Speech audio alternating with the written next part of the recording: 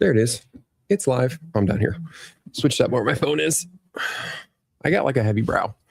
And Liv said that when I look down at the comments and stuff, my light hits my eyebrow and I look all mean on my streams. So I'm trying to fix that. So I'm working on new videos, trying to get back in the rhythm of writing after being away for a long time. I've got a couple actually coming this week. I saw Jared Carroll is here, and he's actually featuring in a video that's coming up soon. Briefly, just a quick shout out because he introduced me to the Dresden books.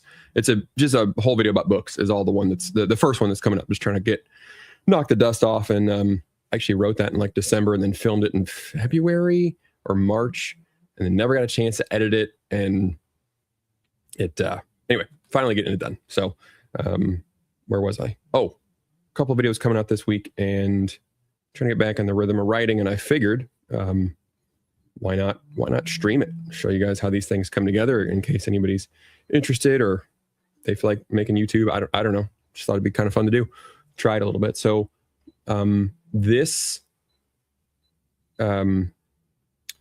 particular video, I got the idea for this one about a week or two ago. I was driving with my wife to down to her grandmother's house, who unfortunately passed away last year, and she's executing the will. So it's a healthy drive. So we're heading down there and we're talking about YouTube stuff as we often do. And we were kind of recapping what had been going on. I got a stream come up in a couple of weeks with Despot again. And what kind of topics do we have? And just sort of spitballing and talking about the recent Mandalorian movie and just how bad it was. We watched it together and it was just phoned in. It was bad. And just kind of got around to talking about how Disney as a company just kind of thinks that they don't really need to work that hard for the audience. And we got to this idea of them being kind of prideful in this way of like, we can make up whatever stories we want to make up, like with the Star Wars thing. A lot of people are pretty familiar with the Star Wars trilogy was not part of the EU. As a matter of fact, they just threw out the whole EU, the extended universe, all the books, all that kind of stuff, and just figured, hey, we can write our own stories. When they went to build things in the park, they built it on this sequel that wasn't very popular. They changed their own stories, their new live action things. They change key elements of the story, or things like Mandalorian and Grogu, which just feels like a marketing ploy, honestly, to sell these little Grogu dolls. And so much of their business model recently just feels like basically we're the motherfucking Disney company, and we'll make what we want, and you idiots will just lap it up. You nerds will come to whatever has Marvel and Star Wars on it. You ladies will show up for whatever has a Disney princess on it. You people will consume our product because we are Disney, and there it is, right?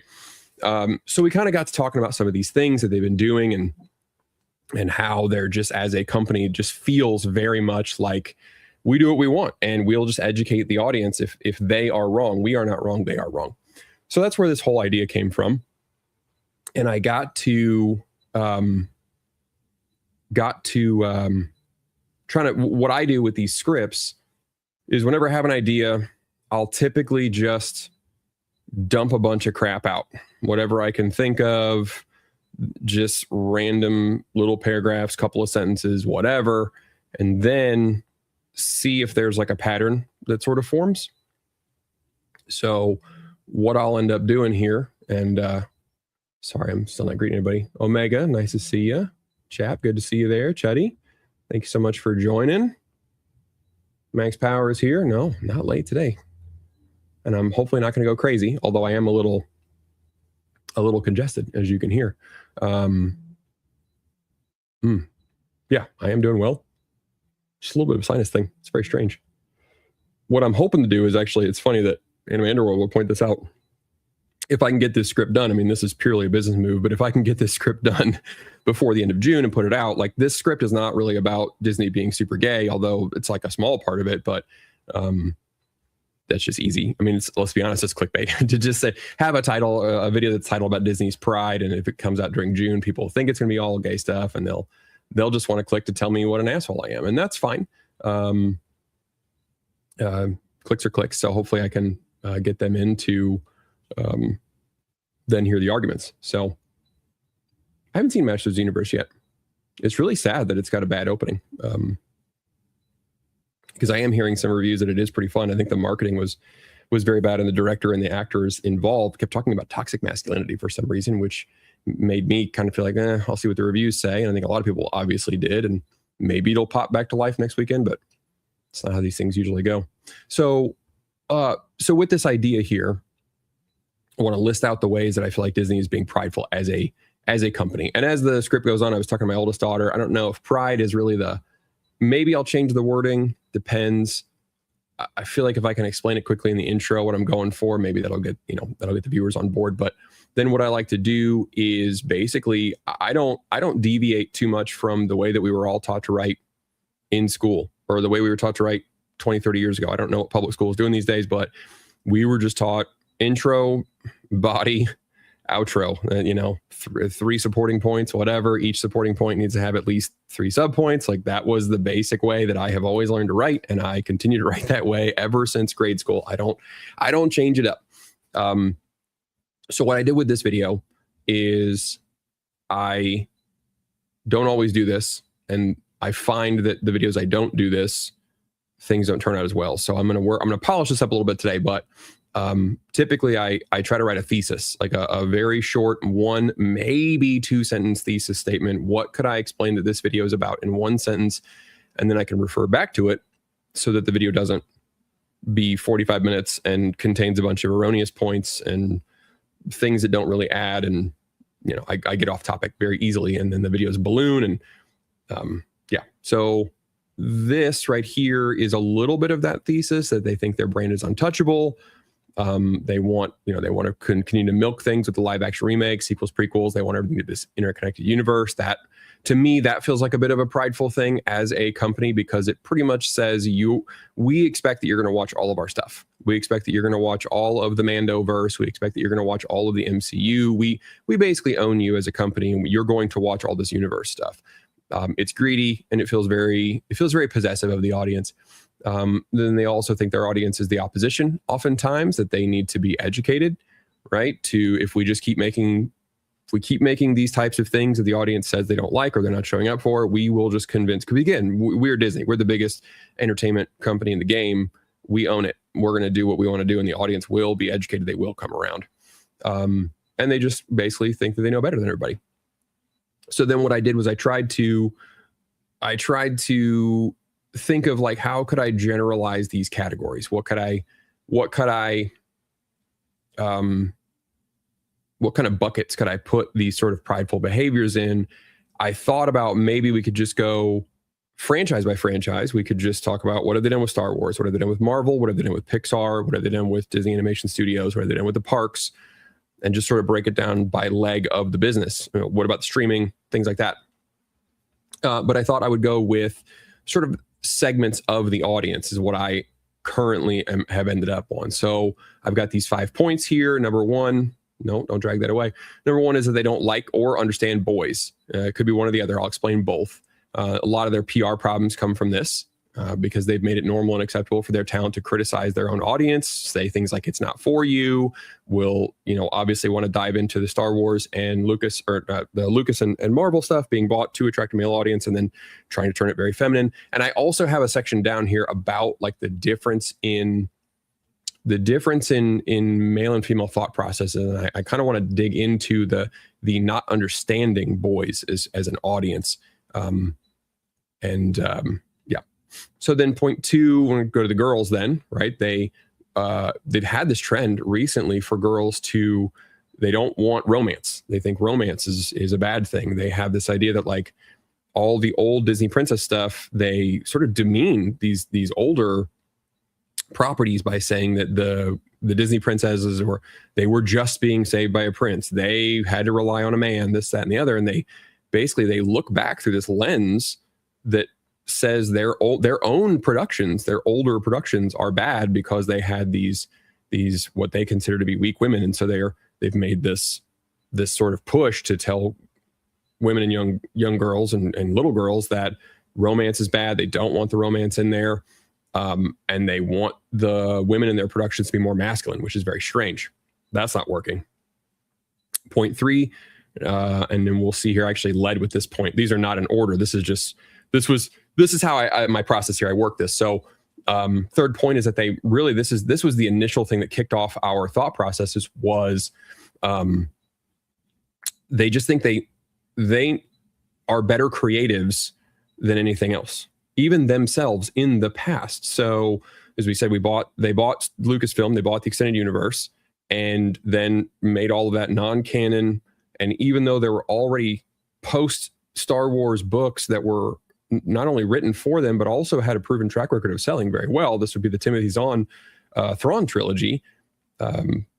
Those were already basically written for them, and very proven sales, very proven to be fan favorites. Or if they wanted to go backward in time, they did the Acolyte, but they already had the Bane trilogy. They had Sith Lord books that, again, proven sales, proven fan favorites, but they thought, well, we don't have to, we want to write our own thing, and we want the parks to be our own thing as well.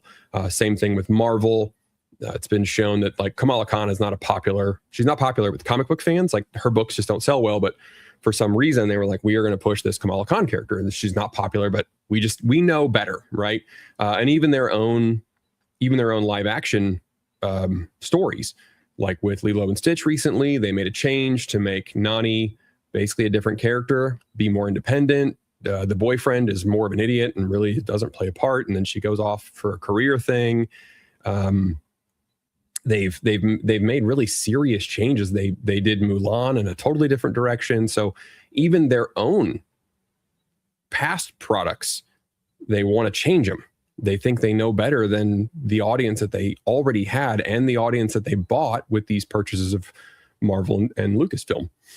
Then number 4, this would be where the traditional, like when people hear the title is a little, to be honest, it's clickbaity, but the Disney Pride thing, this is where this will come in, because they thought they were ahead on the social progress type things. And so they really wanted to not only have more gay characters or more asexual characters or just non-traditional, that was kind of the biggest thing, but also as a company and their actors and everything began to talk about their stories, not as entertainment or reflections of life or whatever, but that they were messages. I mean, this has been openly discussed in multiple ways. There was the famous clip of the gal, I think was in charge of Pixar, talking about like her secret gay agenda, and she was like, nobody's stopping me.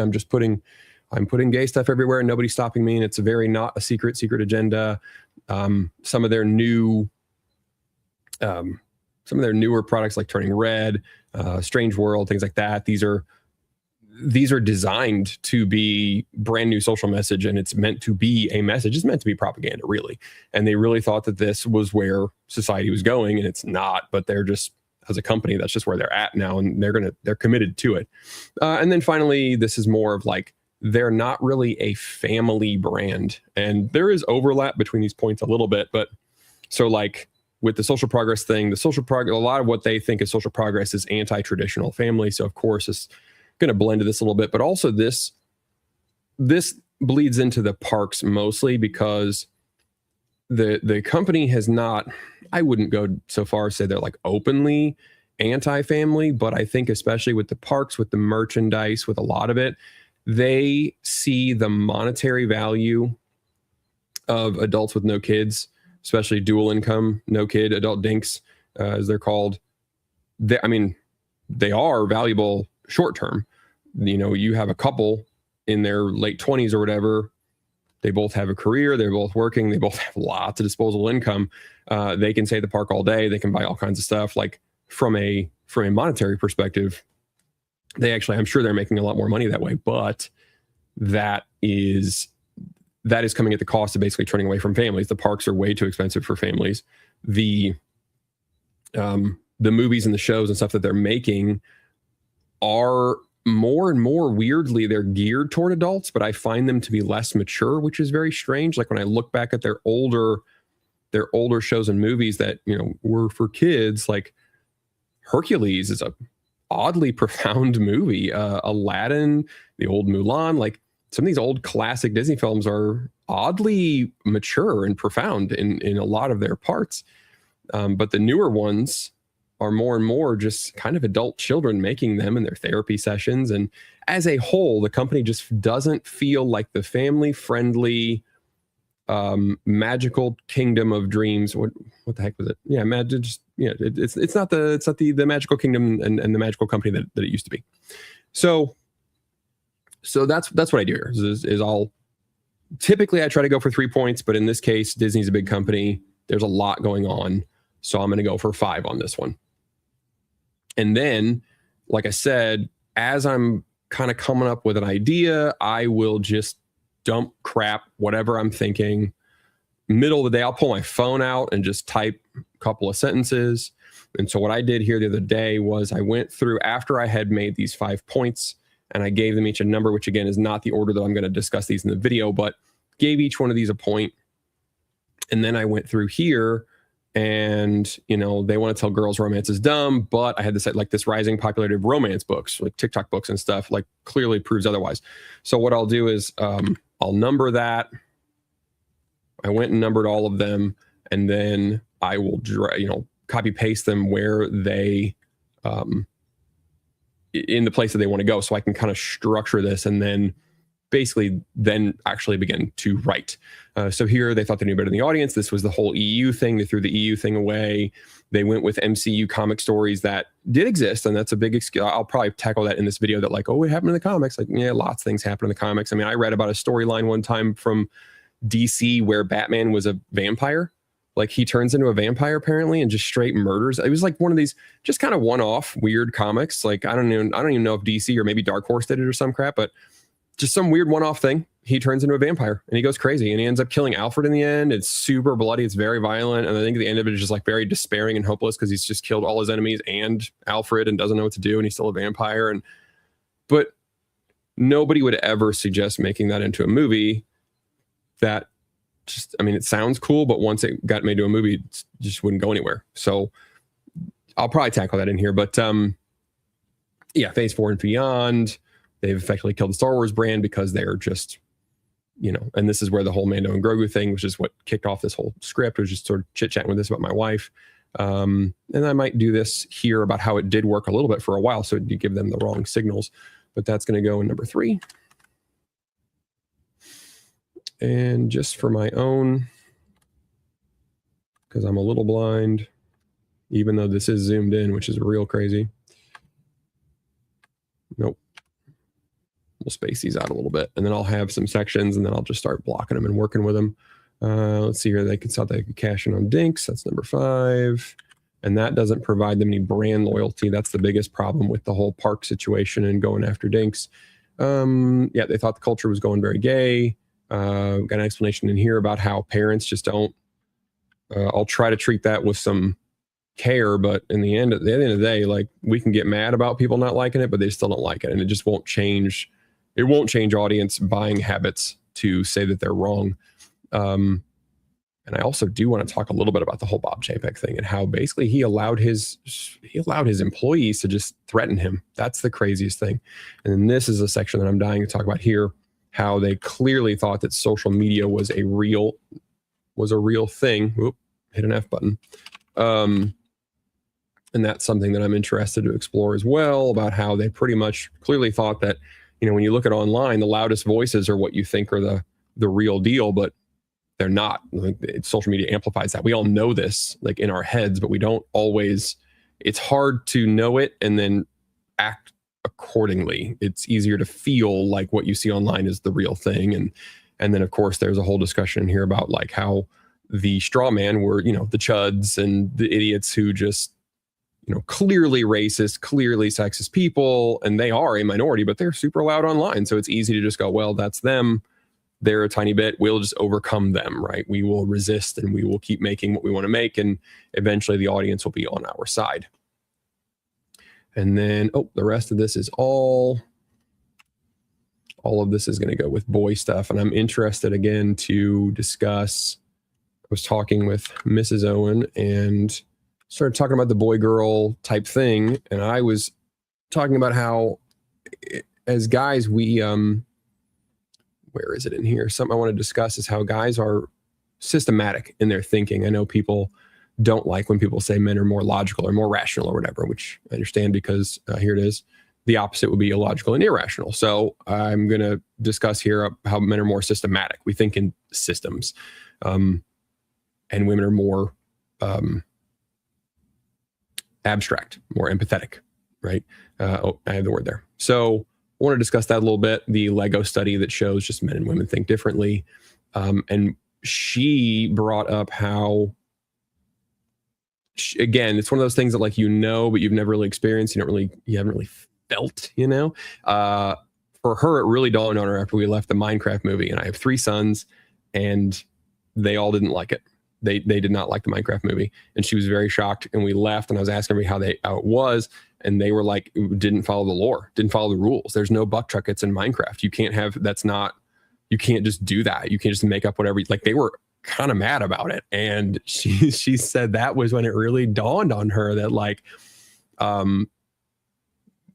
what shocked her with the Disney thing is that they clearly, as she did before, just thought, well, it's Marvel, it's superhero stuff. Like guys love superhero stuff. And that's a surface level thing. And to an extent, yes, that is true. But there is a deeper level where they take it very seriously because it is systematic. Like these discussions about power scale. I know there was a big thing on Twitter with the boys recently ending, and people were saying, I guess Homelander gets like depowered, and there was I saw a lot of discussions about power scaling and how is it important, is it not important? If you're a systematic thinker, it is important. Like, and I mean, guys, like how many times have we had as kids? How many times do you have discussions about who would win in a fight? Wolverine versus Batman or whatever, and like you compare their powers and relative to what you know about them, and you rank them, and like these are all. You try to be organized and systematic about it, and how would this power compare to this power? And like that is a common pastime for dudes to talk about things like that. They take that sort of thing seriously. Like there have to be rules. There just have to be. And I think that she realized Disney clearly doesn't understand that. The people that made Minecraft didn't understand that. And she said it was kind of funny that it really smacked her in the face on that one.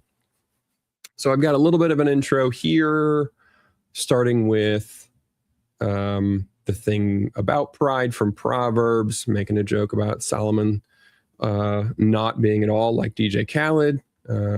Maybe I'll have a joke in there about him being a real king. I don't know, something. And this is how I mark my cut-ins or things of that.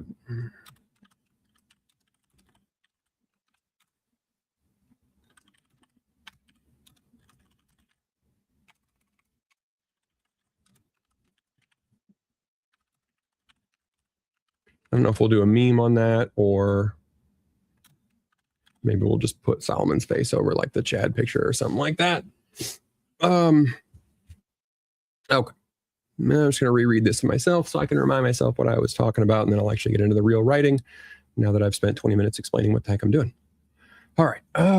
So unfortunately, the Disney company has fallen victim to pride, and we're watching its slow motion collapse right now. I know the word pride is now almost synonymous with gay, and while that is a little of Disney's problem, it's only a symptom of the real root cause: hubris, haughtiness, arrogance, that kind of pride. In the last decade, we've seen this company buy its own hype so much that it thought it could do no wrong. They didn't have to cater to the audience. Disney had so much cultural sway that they thought they could build and bully a brand new audience, and this happened across the entire company. I try to separate this into 5 different symptoms, but connecting them all is one central idea. Disney thought they knew better than the customer and thought they were too big to fail. They thought they could convince you to like what you clearly didn't. They thought if they doubled and tripled down on unpopular ideas, the audience would just roll over and take it. They thought they could exact even more money out of the park goers, and they'd just keep forking over more cash forever. All right. Every now and then I read old stuff that I wrote, and I'm like, God, who the hell wrote that? And then sometimes I read some stuff, and I'm like, hey, that's not so bad. Okay, so I want to start with point 3. Like I said, this was never going to be in order. So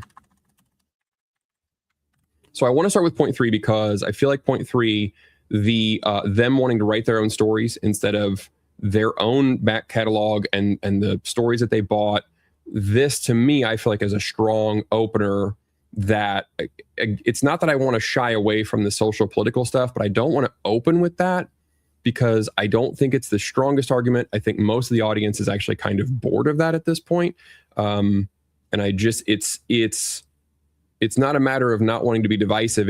I'm trying to make an argument here. So if I lead with the most divisive part of it, then people don't listen. So I think this is probably the best way to lead because it's concrete. There's evidence to back this up that they had material and they didn't want to use that material. They substituted their own, and we know that it is not doing as well. Star Wars, for the prime example, with their resort, the Star Cruiser, whatever that, I can't even remember the name of the damn thing. It was such a goofy name, kind of a bland, weird name too. But it shut down. It was like $1 billion, and it shut down because it was all based on sequel trilogy stuff. And people didn't care about that. They wanted the OG stuff, and they would have liked to continue those stories rather than a brand new story that was, I mean, never mind the fact that it was just poorly written. It was just, they thought they knew better. So I want to start with this. So they want to make up their own stories instead of using the material they bought or using their own material in the case of the live actions. And this also includes the deconstruction of the old heroes they bought. So I've written this, and then I have notes to myself that they're using poorly selling comics, making up new stories, live action, changing key storylines. Ariel saves Eric. That's right. I forgot about that one. Nani gives Lilo up. Snow White, totally different. Let's go with Mulan, Snow White, all of it I have there. Mulan is more historically accurate, but they knew that when they remade the movie when Disney remakes a movie called Mulan, people are expecting the musical. They're not expecting the actual historical the character from China. So they can try to defend that, but that's not what the audience wanted. What else did they change in live actions? I would have to even look up a list of their live action. So this will be another thing. So we'll look up. No, I don't know that I want to remake an adaptation. No. I want a list of live action movies. And unfortunately, I haven't seen all of these. I could. I don't want to sign in. Look at IMDb. Why? Why are you being that way? Will it do it twice?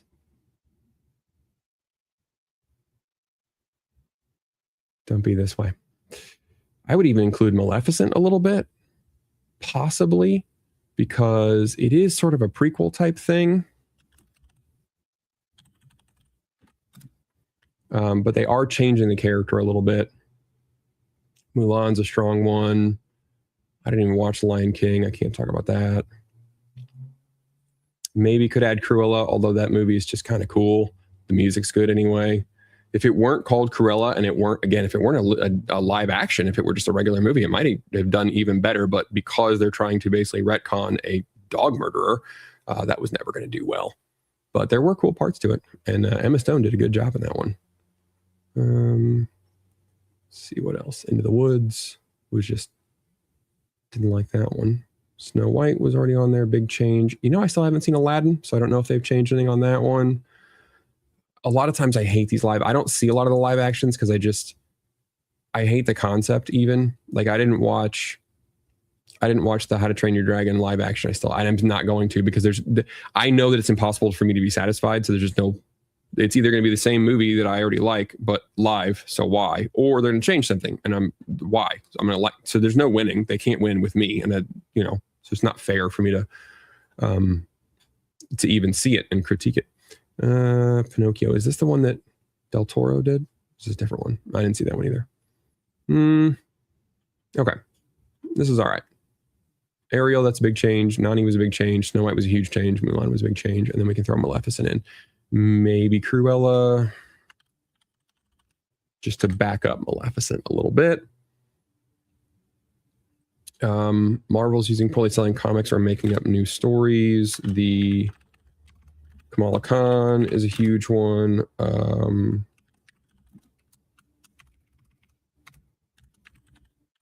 Black in America. was not popular at all. And then we'll address the... Nope, why am I still...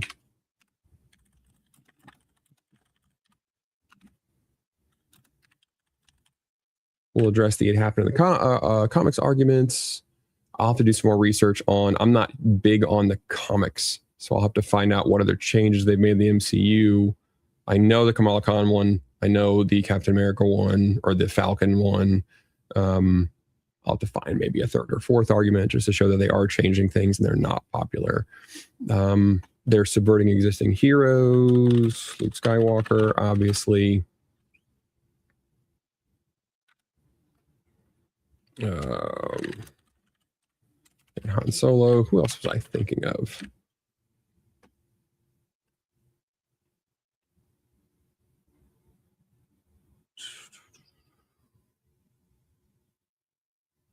Did I not have any? This must have been a late ad.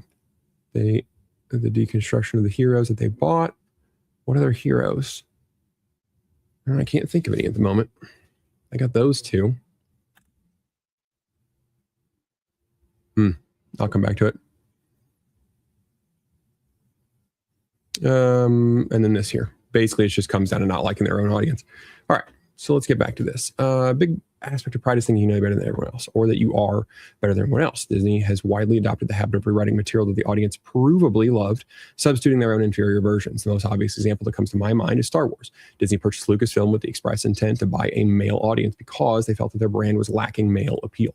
Then they tried to make a new female Luke Skywalker, but even before that, their rancorous, pride was already on the scene. They disavowed all extended universe stories, designating them as Star Wars legends. Even if they hadn't written the cardboard cutout that was Rey Palpatine, they were still convinced they could create a brand new original trilogy that was better than what the fans already loved, stories that were proven successful via actual sales numbers. They bought all the EU stories and thought they were better than all of that. They bought all the EU stories, thought they were better than all that. That was just poorly typed there at the end, but I think that's redundant also. We've already stated this. So, okay.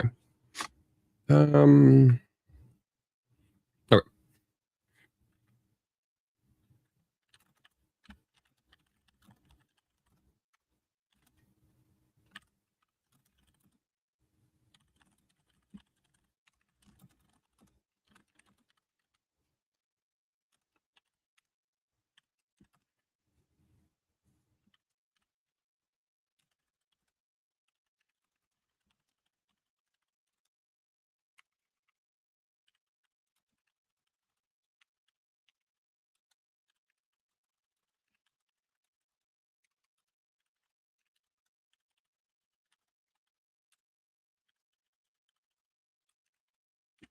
This is real embarrassing.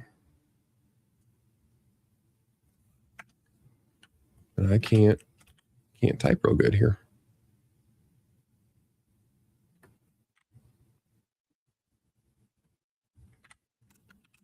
There we go. All right. As I've stated before, I'm not super knowledgeable on Star Wars EU. I've only read a single trilogy, maybe the most famous one, that being the Thrawn trilogy by Timothy Zahn. I have plans to read others,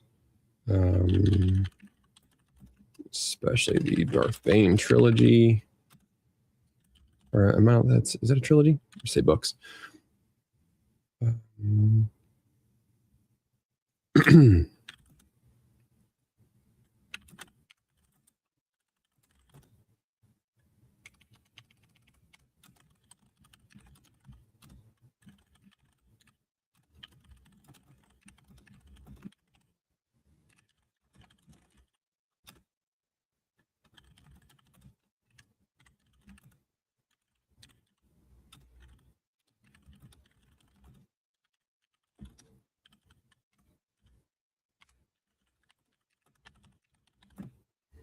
I don't know if you guys can, because I'm not talking anymore, so I'll try to zoom that in a little bit. All right, I used to hear about Thrawn not only during the Ahsoka show, but also when the sequel trilogy was released.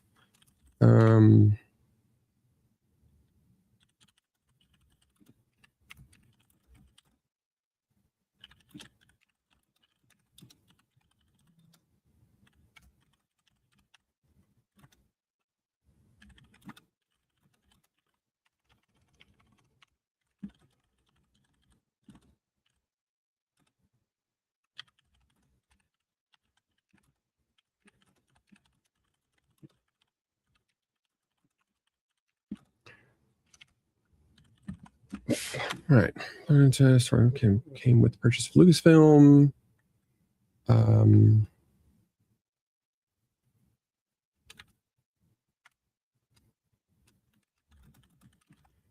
it wasn't just that the stories were already written.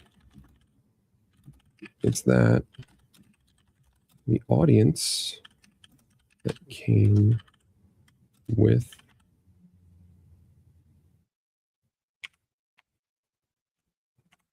the audience is expecting those stories.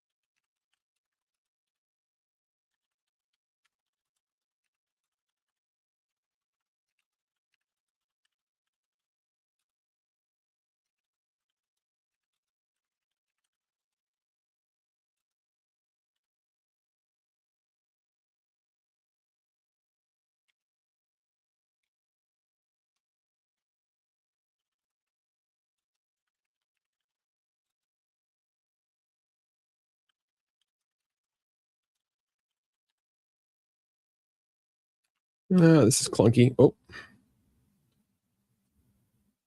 fat fingered it again, didn't I? There we go. Let's see here. It's getting a clunky sentence. Disney slayed the ultimate hubris when they tossed all that aside like a beloved lightsaber and decided to make a brand new story about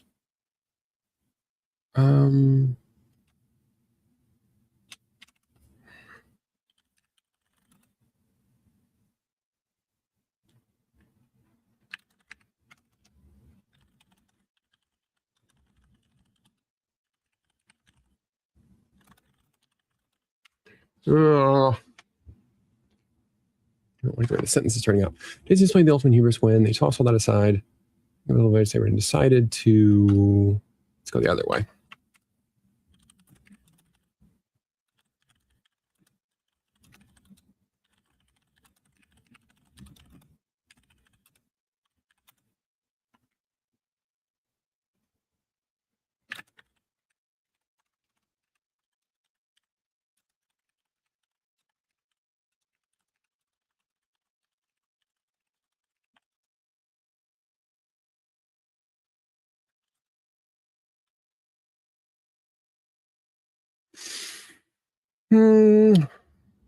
Need something a bit fun here.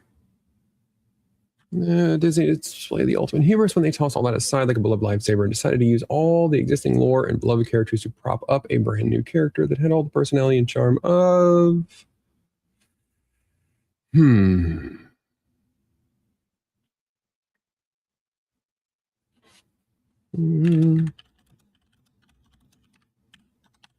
Another bowl of cold oatmeal. I could probably come up with something better for that, but I'll come back. That should also be complaints. All right, so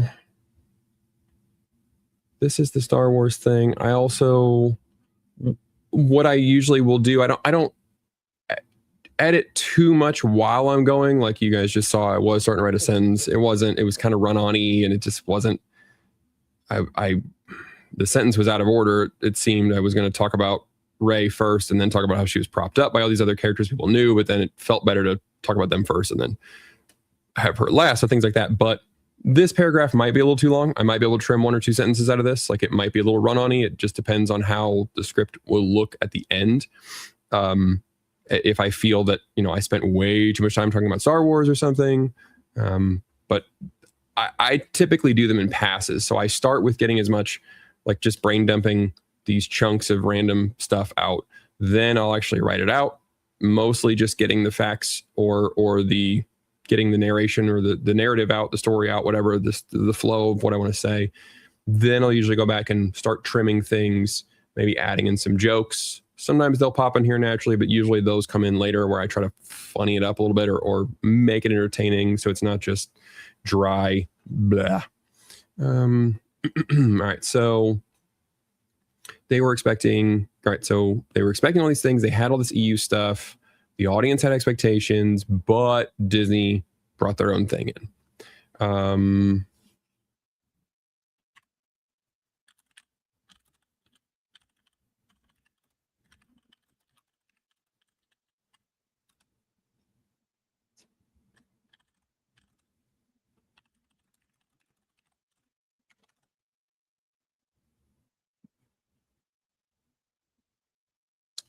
That's bugging me. Okay. Especially galling is that they didn't even have a plan. All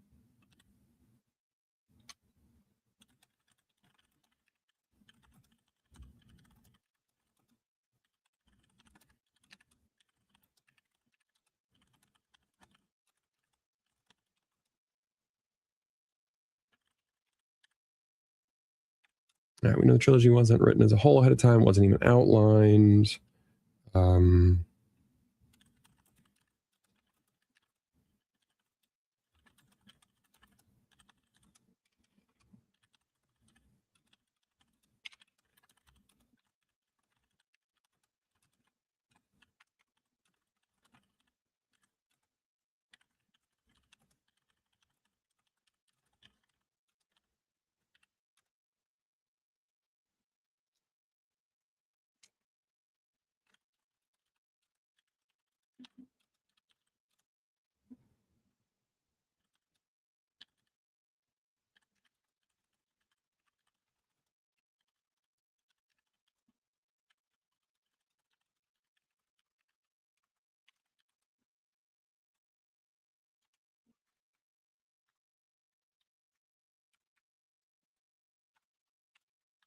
Disney clearly thinks of Star Wars fans and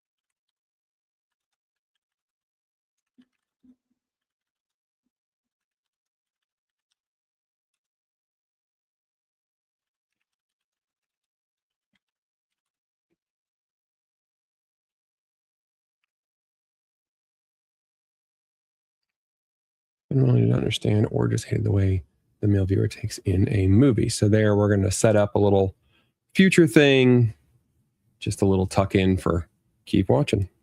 Keep watching. We're going to talk about something you might be interested in here. The videos don't always get built around just like engagement all the time, but if I can mention something I'm going to talk about later as just a little teaser, that's always a good practice if it doesn't interrupt the flow of the video. Okay, so we've got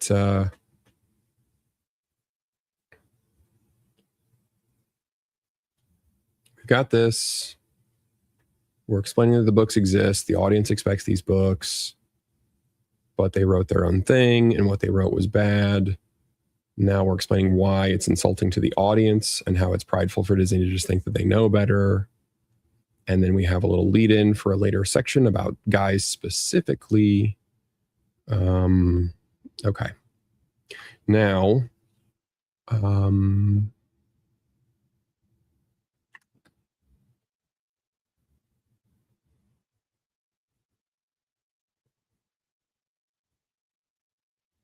right. These are things are worse. Lightsabers on it. It's actually.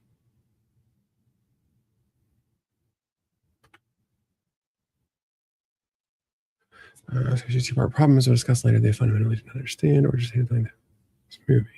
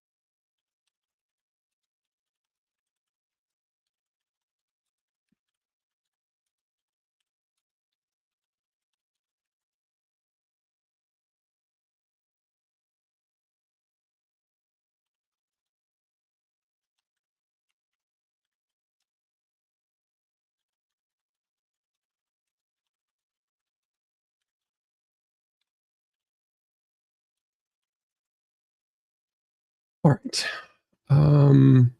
So we say at first, it did make some money, but it gradually began to go down. Trying to paint the picture here that they should have known at first, but whatever, they made money at first. But even after that, let's see here.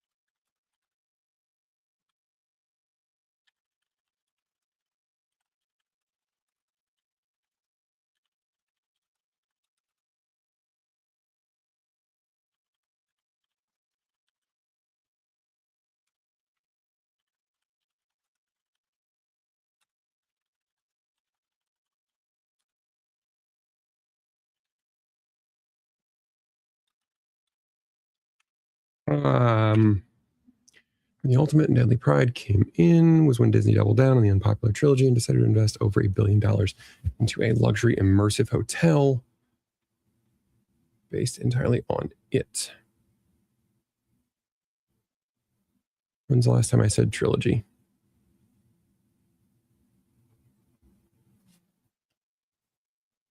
Oh, on the unpopular trilogy. There we go. What was the name of that thing?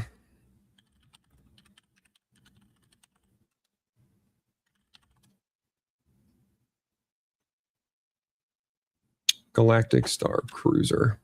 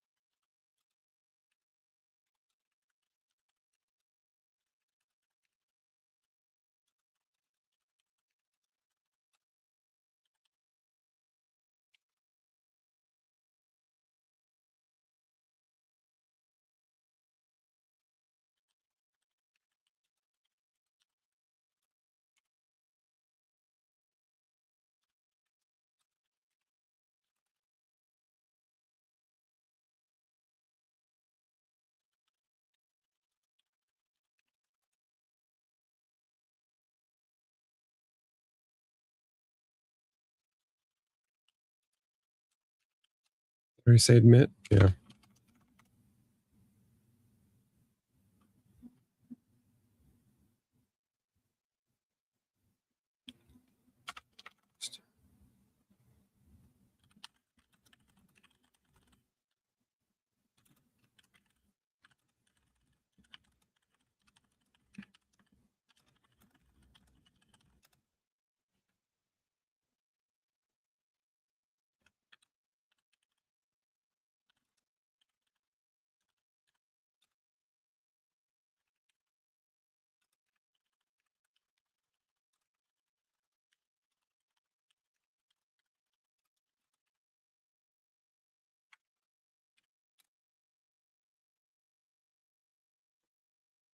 Okay, so we've made the argument here that they bought this company, Lucasfilm especially, and this will be the longest section because we're laying out a pattern. So in the future the future bits of this section, we won't have to rehash all of this because we've established this pattern. They bought this, they had something that worked, they didn't want to do it. There's audience expectations.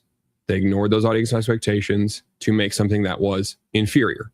Then it didn't work. We have figures to show that it doesn't work, but they kept going into it by building attractions based on this new thing, especially the Galactic Star Cruiser based on this thing. I should probably say, I don't know how to relook up how long. I think it was only open for like a year. Where the Ultimate and Deadly Pride came in was when Disney doubled down on the unpopular trilogy and decided to invest over $1 billion in a luxury immersive hotel based entirely on it.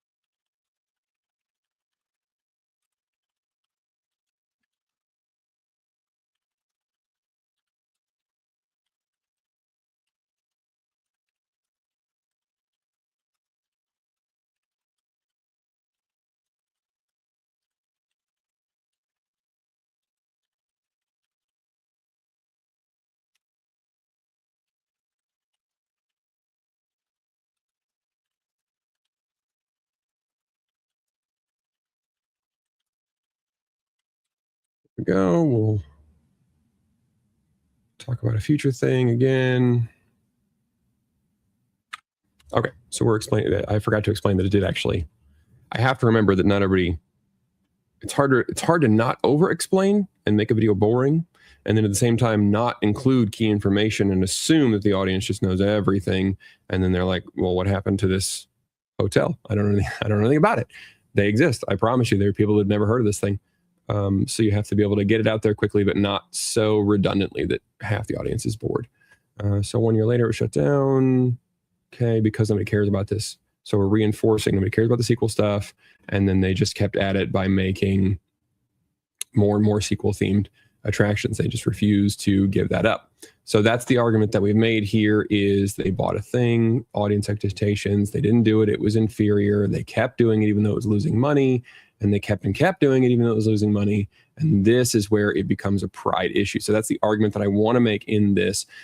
I mean, it's obviously at this point, it's pretty easy to just say Disney is a complete fuck up all the time. Like they're doing very unpopular things with the audience, but that's not, I mean, that's a fine video. It's just not, I think there's a better video there than, because I've said that before anyway. I mean, it's not even that I'm repeating other people, I'm repeating myself if I just say that again, which is not invalid. It's just, I think there's a deeper, there's this thread that I can connect through here about how they do or should know that these things are not popular, but they're just committed to it. And, you know, whether it's a disdain for the old audience, whether they hate men or they hate, you know, women or they traditional style women or they hate families or whatever it is, right there, we're going to suggest multiple things in this video, but there's an element here that that's the direction that I really want to go to. Not just Disney sucks, but they suck because like it's not 5 years ago would have been they're doing these things and I think they suck. I disagree with these things that they're about to do, but now we're at a place where like they've done these things and they continue to do them, even though they're not performing, even though the audience is not attracted to these things. They keep doing it. Now we have to explore why that is, and that's a different angle than a typical Disney is doing things and I'm mad about it video. Okay, so we've made this. I guess we should probably end with, I can start deleting some of this. So they want to make up their own stories. Okay, we've already kind of said this. They thought they knew better than the audience. Yep, they don't need the EU. Phase 4 and beyond. Some of that we'll keep. I might need that. They've effectively killed the Star Wars brand. Okay, so this is the last thing here.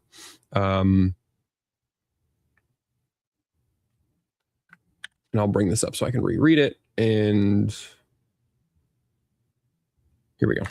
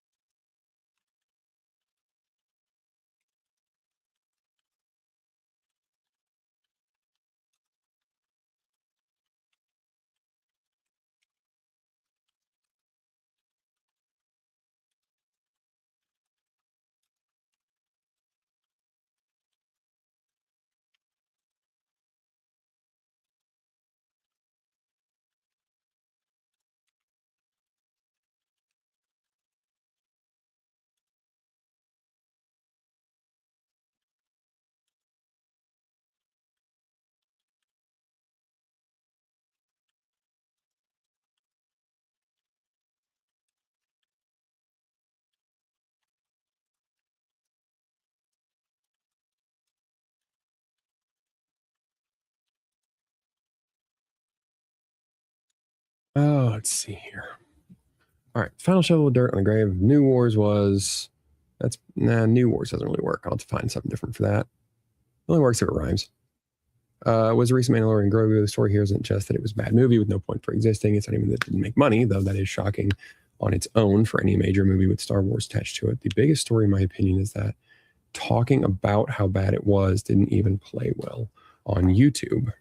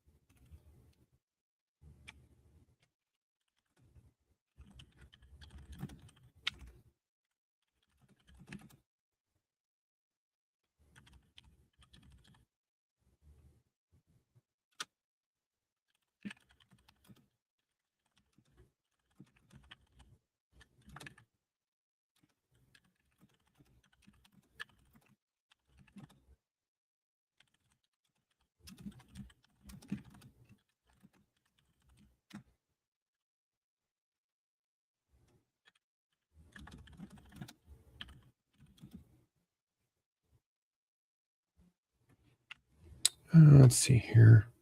There's my kind of fascination with watching the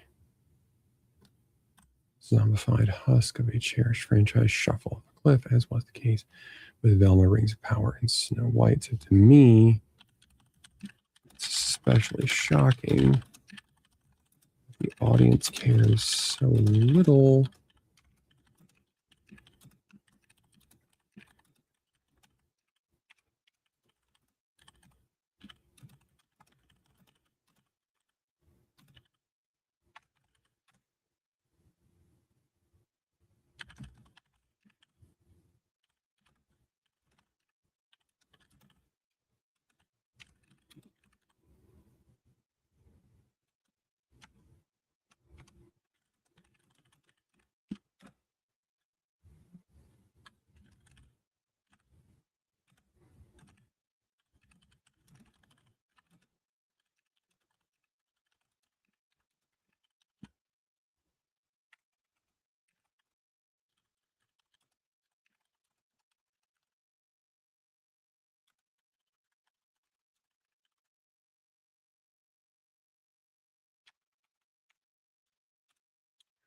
Um,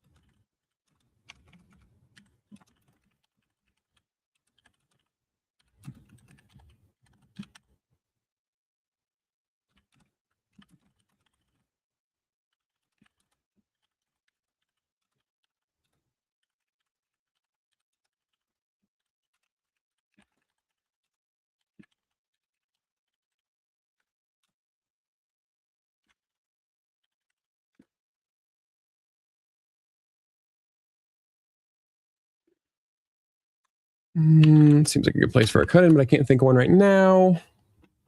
We'll see. Okay. So I feel like that wraps up the Star Wars section. I think we've beaten that. And again, this is like, it's hard for me. I can usually tell based on like, this is too large of a section. That's going to take a long time. That's several minutes. So I'll need to find a way to truncate this a little bit. And this might be a longer, like I'm fine with this being like a 40-minute video. I don't really care about the length of the video. It's just, there is a feeling at a certain point in every video where you're like, the point has been made. We got to move on. And I can tell already that this is just too many words for this particular topic. And that's okay. But the basic structure of the argument is there. So I'll just have to truncate it a little bit and squeeze it in. And that's all right. That's a good start. Okay. So that's the point there that we wanted to make with that one. Now is when I can actually say, okay, here is the pattern.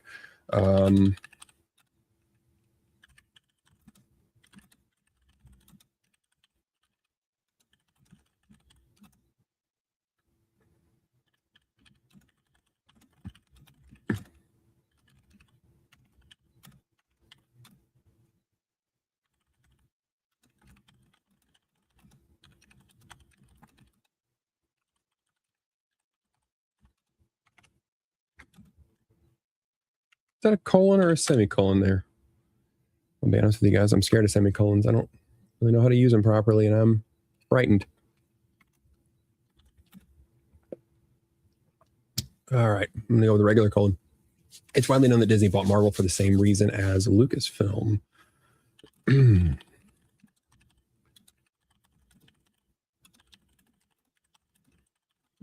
male audience felt that were lacking.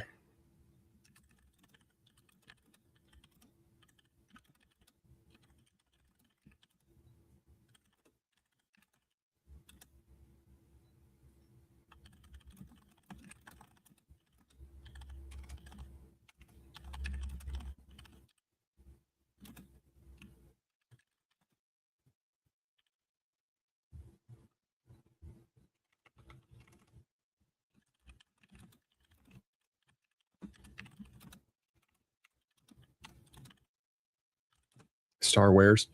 Maybe that's a that typo could be good to talk about Grogu. That's Star Wars could be Star Wares.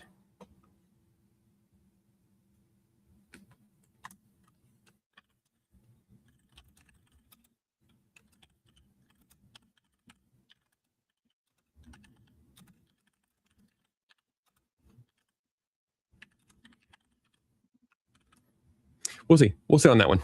We'll marinate on that for a second. All right. Again, that's why it's so shocking to begin to focus more and more on female heroes. Just as with Star Wars, it's also shocking that they had a mountain.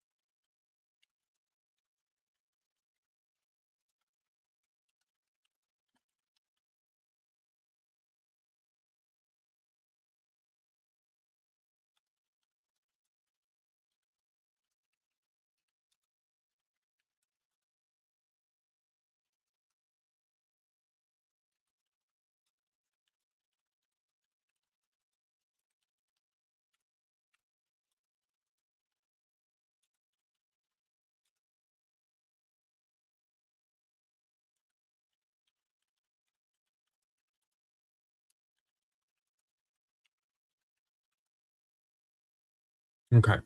So we can keep this shorter because we have the same pattern as happen again. We're explaining, we just like Lucas bought Marvel for a male audience that they wanted. Then we sort of have this little aside here about comic books and how they're a great testing ground, just like the books of Star Wars. Then we're going to bring in Kamala Khan.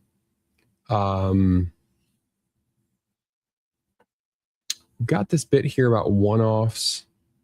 I might end up taking this section and maybe bringing it down and building on this, talk about the "it happened in the comics" argument that people like to bring up. Just kind of combine those two ideas of, yeah, there's lots of one-off ideas. It's a great testing ground. Yes, lots of things happen in the comics. And so sort of have a two birds, one stone thing there of they should have known what sold and what didn't. And they should have, not everything that happens in comics is canon. Some of it's just testing. And so some of these ideas that, yes, made it to print doesn't mean that anybody ever wanted them or they were popular or they should have been made into movies or shows or whatever. So probably end up moving that down, but we'll see. With that in mind, it's absolutely mind-boggling that Disney tried to push Kamala Khan as the next fresh face of Marvel when her books consistently had dismal sales. And this is where I would want to bring in the Falcon thing.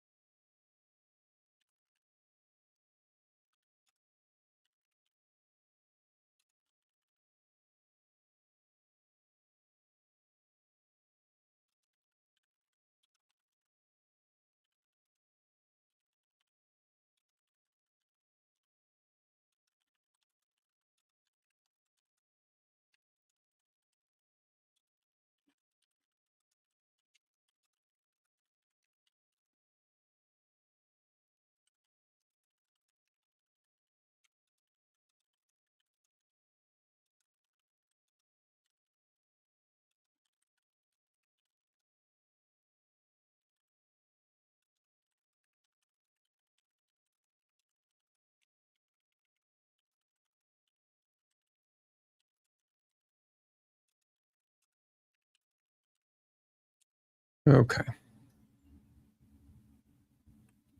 Ah, come on now. Not that they taught it good.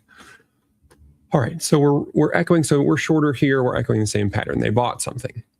They decided to make something different. They had evidence. They didn't have to do it.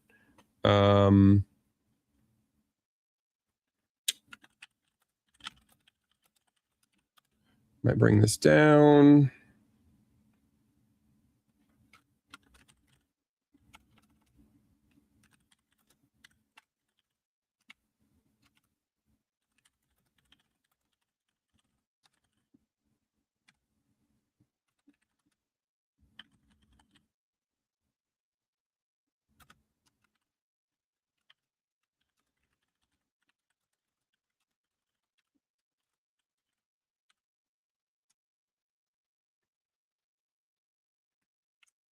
Okay. Notes for me later.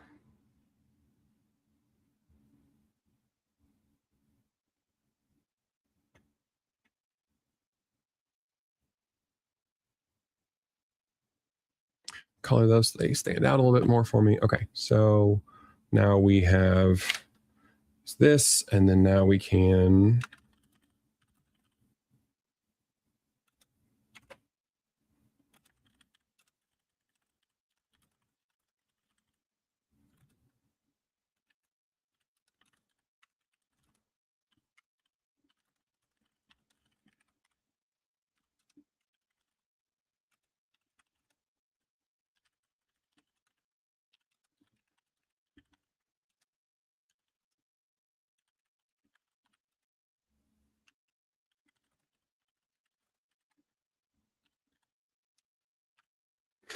all right. For pattern they already owned.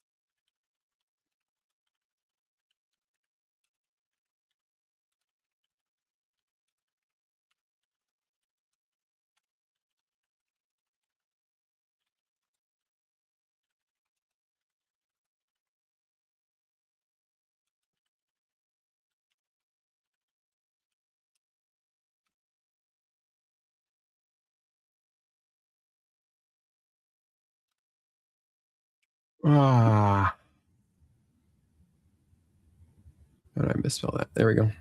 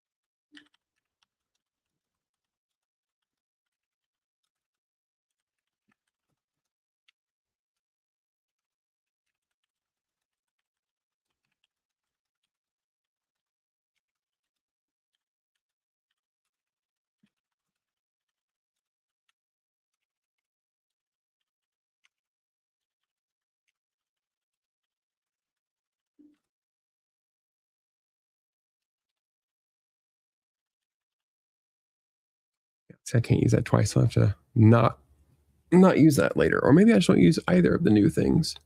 Maybe just new. Oh, that's right. I'm going to call it new lawn. I did that earlier in a different video. That's where I'll use it.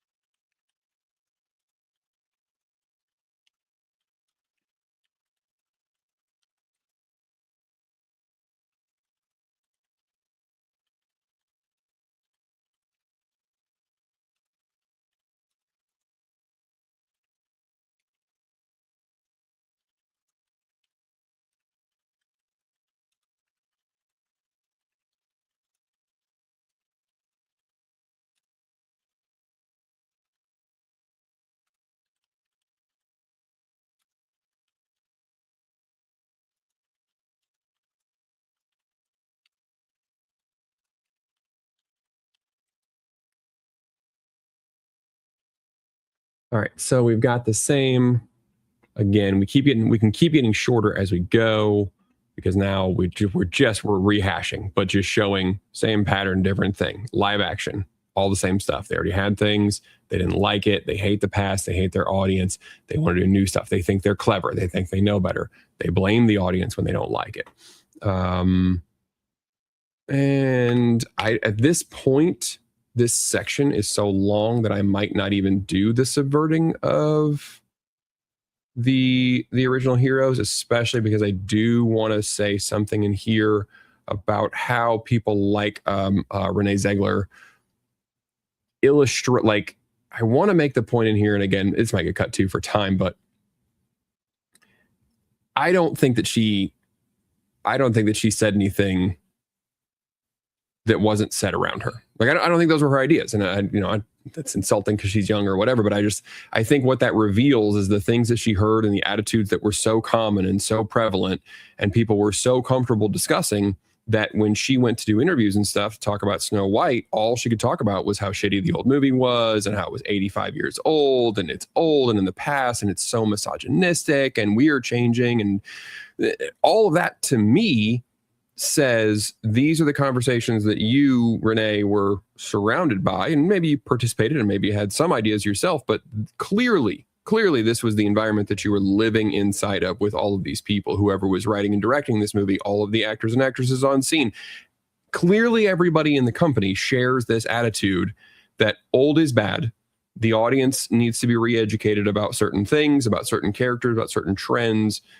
That's what that all says to me. I refuse to believe that this one person just has all these crazy ideas, because if they really were that crazy, Disney wouldn't have let her talk as long as they did. They would have shut her the hell up because she was saying things that were totally counter to what everybody else felt, but clearly they didn't. Clearly they all agreed with her. That's why nobody at the company locked her in a freaking closet and told her to not do any more interviews until the movie came out, because she was crashing the potential ticket sales.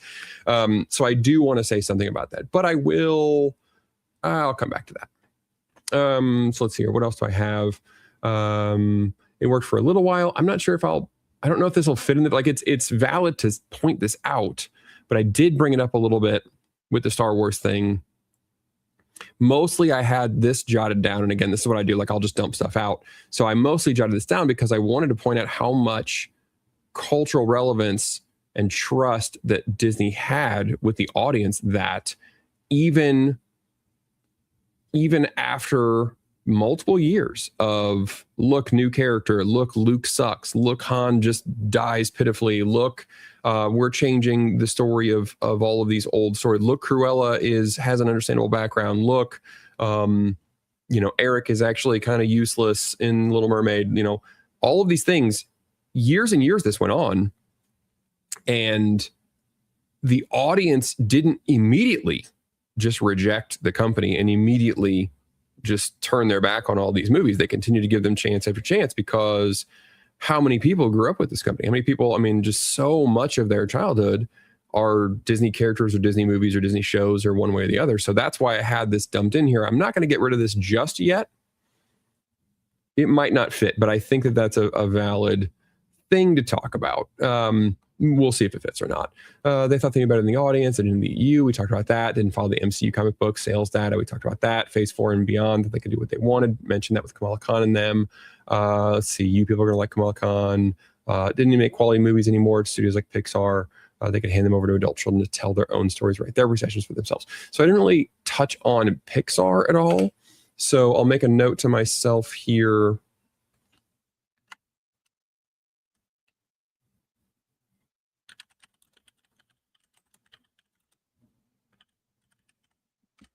Because Pixar, again, it's a similar,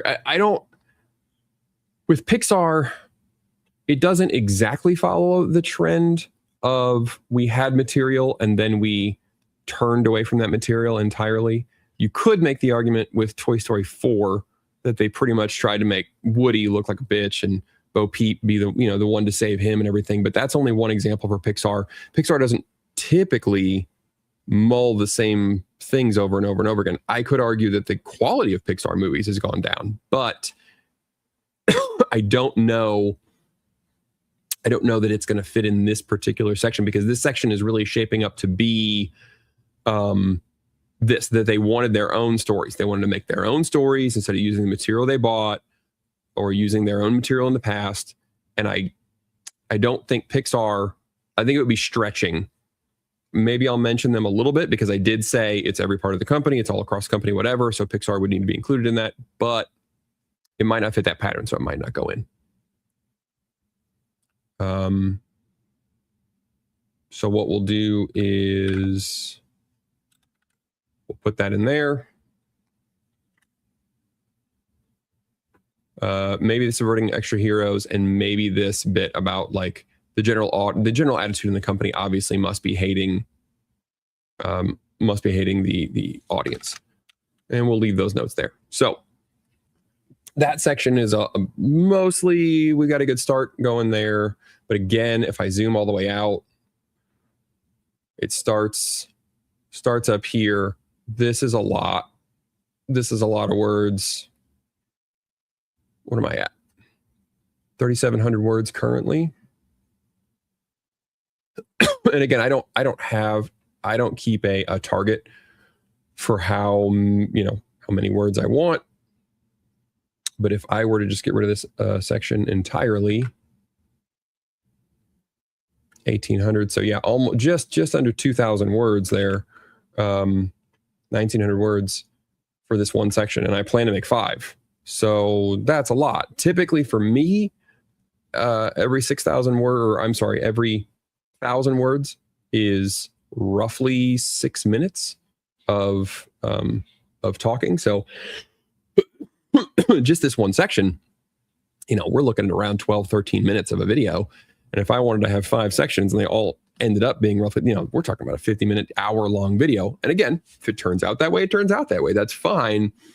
My gut tells me that I've spent too much time on that, though. That's probably too much. But if we start with, sorry, I've zoomed out too much. Nobody can read that. So if I start with this idea that they want to make their own stories instead of using the ones that they've bought, and I will make that a header so I can easily read that. So I want to start with this. I think that's my strongest argument. Now at this point, I have that the boys right? They don't like or understand boys. They don't understand how boys and men watch stories, what is appealing about a story to them, the structure of a story for men versus women. And I do think they just don't like them. Like, I think there is a bit of misandry in the company, more than a bit. So I've got that argument. Then we switch to girls. They're clearly, in my opinion, this is where the social engineering argument I think is the strongest, that they're trying to socially engineer girls to dislike classical romance, traditional romance. They want girls to identify with the Captain Marvels, with the Mulans, with, these romanceless heroines who are quite masculine oftentimes in the way that they handle problems, is usually through brute force and shouting people down. And, it's a very masculine way to handle a problem. That to me feels more like social engineering than anything else. To me, the boy thing, I don't think they're trying to get boys to like girl heroes. I think they're trying to tell boys to go fuck themselves because we own it. It's not for you. That feels more like disdain. The girl thing feels more like the engineering to me. So we have that possible argument. Then the thought they were ahead on social progress, wanted to be very socially progressive, and with a lot of their characters, their themes, treating stories like propaganda, like messaging. That I'm going to save more toward the end. So I know that's not the next point. And then they don't think they need kids or parents. It's not really a family company anymore. I don't know that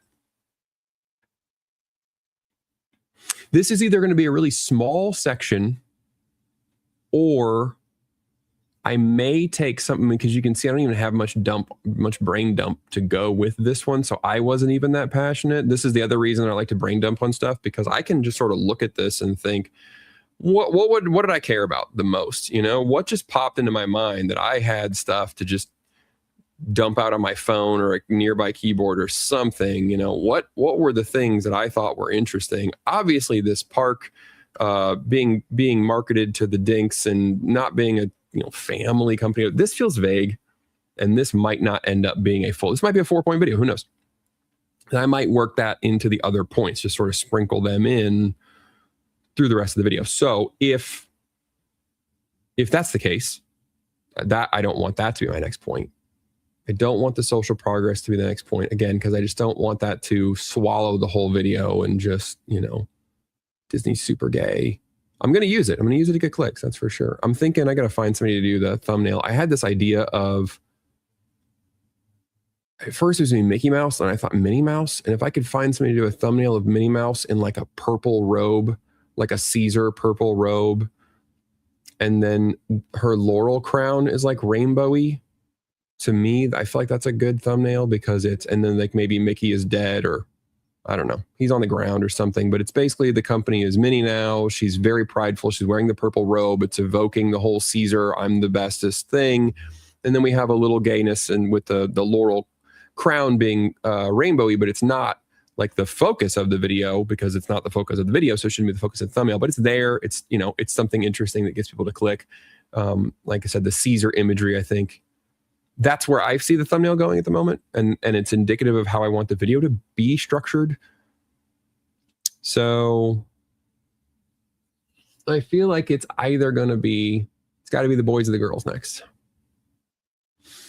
And I can tell I don't have a lot on the girl thing either.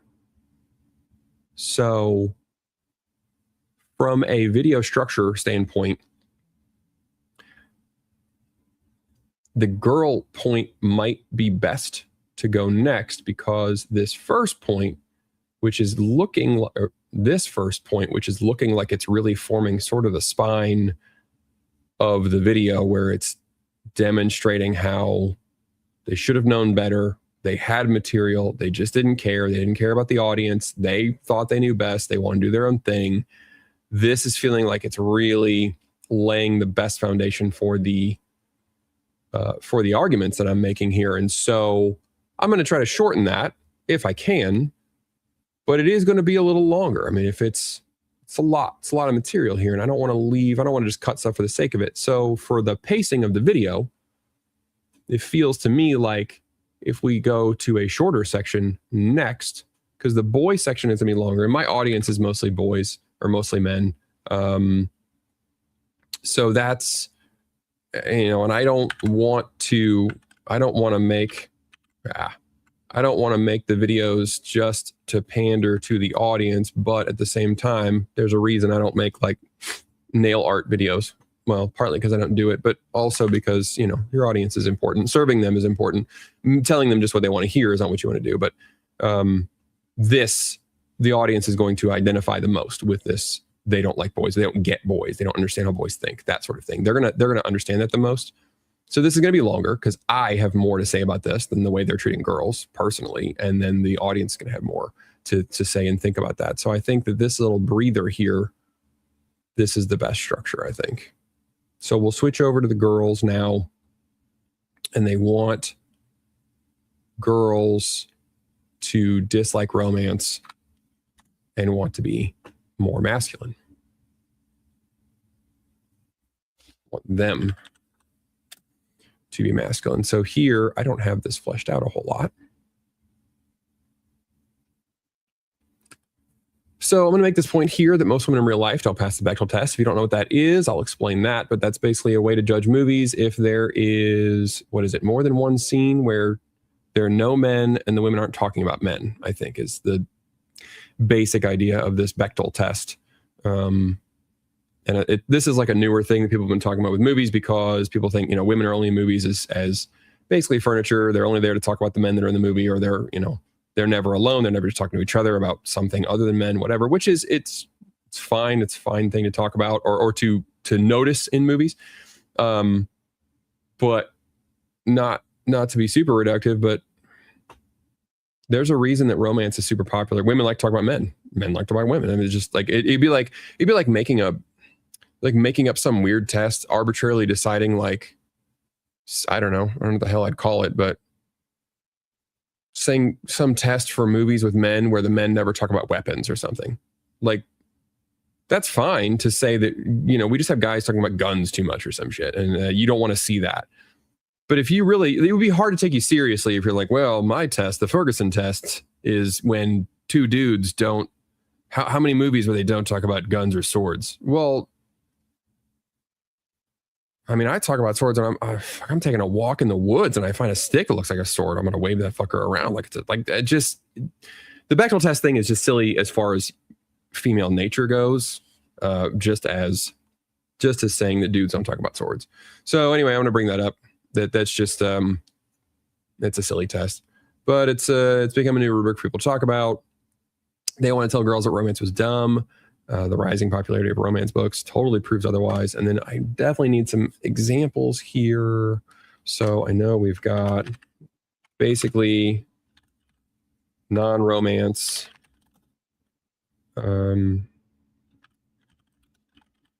We'll call them girl movies in quotes because these will be like your princess movies or your where you normally would have expected to find it.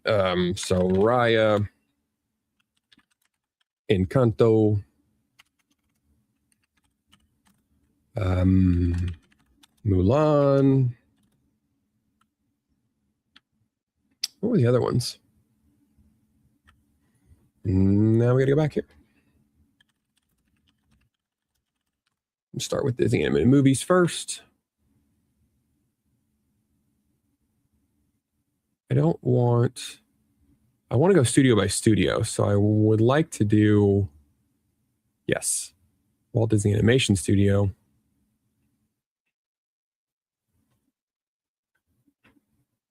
Too many sources. All right. No. Here. Was Encanto really the last thing that Disney Animation put out? Seriously? Sorry, I haven't been wrapped up in this for a while. We're dudes talking about Rome. Yes, exactly. Sorry, let me go back here a little bit. How long have I been typing? Whew, I thought I was going to need music. I told my wife that I was like, this is basically, she said, are you going to wear your bathrobe? I said, yes, absolutely. I'm 100%. This is how I write. And she was like, yeah, you're giving them the real, I'm wearing pajama pants. The only thing I'm not doing is listening to like lo-fi or EDM right now because I can't on live stream, but I thought I would not be able to write without it, but oddly enough, I did. I kind of That was a solid hour of writing. That's great. Yeah. I don't know that I would want to source that, but that's the thing. It sounds like a joke. It sounds like a goofy thing to make fun of like feminist film critics, but it is being taken very seriously now. It's very strange. Yeah, Preston said parks deserve a separate discussion. They're a totally different kind of problem. And I think maybe if I researched them more, that might be the problem, is that I don't even know what the parks problems are now, because I haven't been in years. I haven't even tried to go in years. I haven't really been keeping my finger on that at all. So if I research it a little bit, I will probably uncover a lot of things. So it could develop into its own point. I think there are things there to talk about. I just don't have them on the top of my head.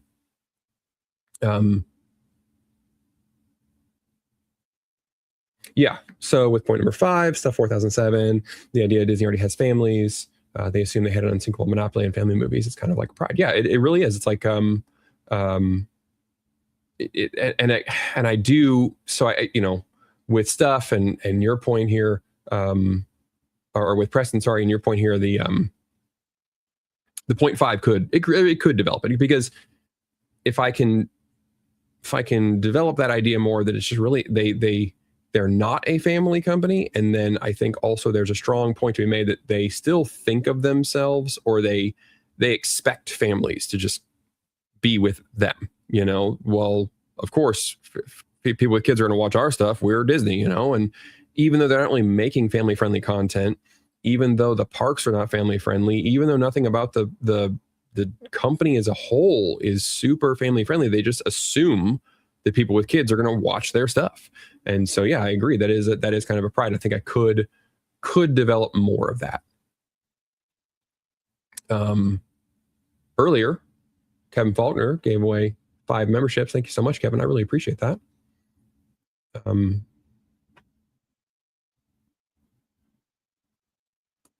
Yeah, Max Power said he hadn't seen a Pixar movie since Onward, and it has, I can't remember the order. I had to look them up one time. What is the last Pixar movie? I can't remember the order of them anymore. I know that was during COVID, so there have been 2 since then, but they're so forgettable. Every time I write about Disney, I have to re-look them up to remember what the last 5 or 6 Pixar movies are. Yeah, stuff again. It's the standing on the shoulders of giants idea, thinking they're so great because they're on Disney's shoulders better than the very shoulders they stand on. Yeah, I think Disney, weirdly enough, is standing on their own shoulders at this point, thinking that they're incredible.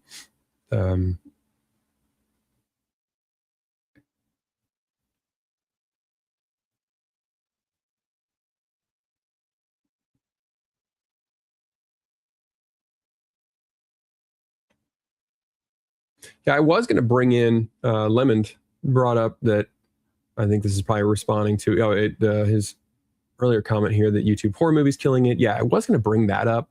I'm not a horror movie person. I'm a scaredy cat, but some of these, especially Obsession, has got me interested. Backrooms has got me super interested. I don't know what Iron Lung is even about, so I don't know if I'm interested in that one. I just more or less want to watch it just to see what the whole YouTuber movie trend thing is. Like, how do they compare quality wise and all that? But the concept of Obsession, the concept of Backrooms, I think is really interesting.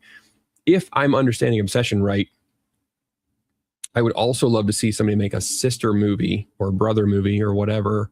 Because Obsession, to me, from the pitches that I keep hearing, it sounds like basically you want a woman to be obsessed with you. You're wishing, the guy wishes for this woman to be totally obsessed with him, but then it's like a monkey paw kind of a wish, and then she's really obsessed with him to the point that she's wanting to kill other people, and it's scary, and she has like bipolar disorder basically because she's in and out of obsessive mode or something.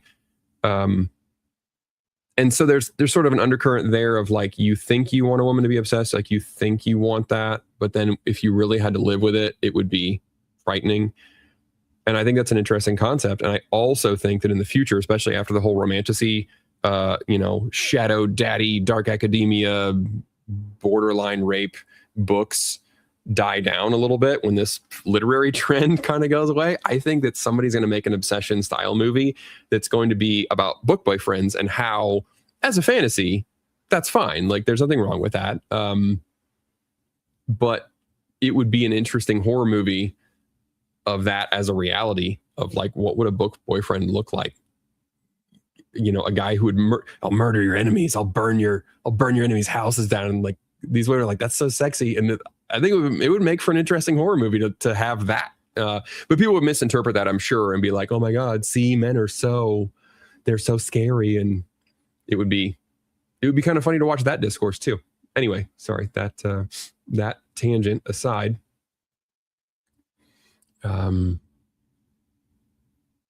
Here's another thing that I've been a little tuned out of is this merger, the WB merger. I don't know who ended up with them, but they do have a lot of good IPs. The Lemon brought that up. I'm hoping that some new movies and shows come out of that. I'm hoping that they quit trying to do the DC universe. Maybe they right that ship a little bit. I would like to see that. I'm trying to go backward now.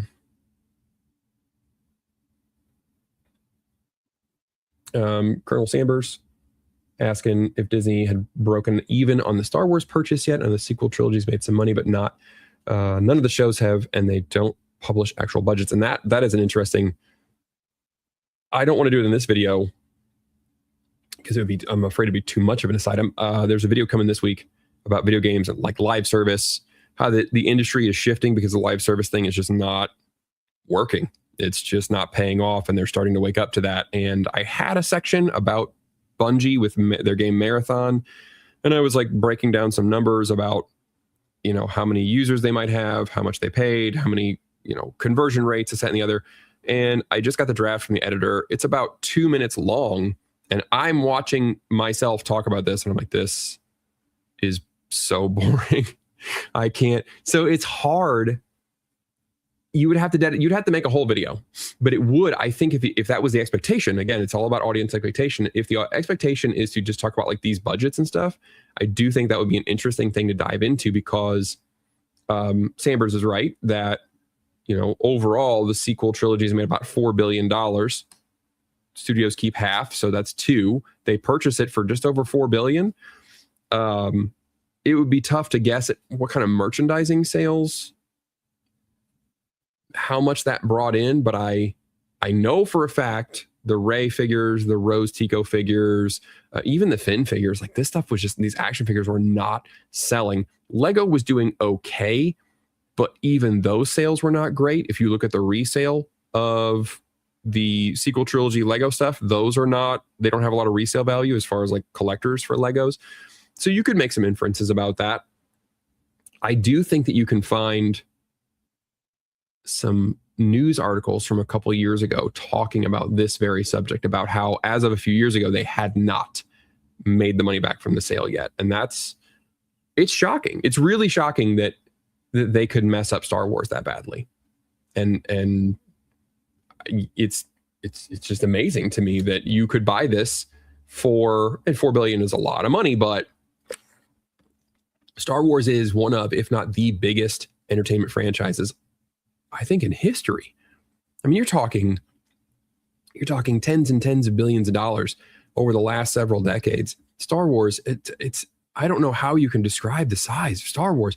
And then when you look at something like Mandalorian and Grogu and how just nobody gave a shit. Like I said, I keep beating this point, but it just, to me, it's so shocking that the YouTube videos is what shocked me. That's why I want to put it in the video. That's why it is the thing to me that is the most standout evidence that like this is where you're at, that nobody even wanted to watch videos about how bad your movies were. That's a new low. It's crazy.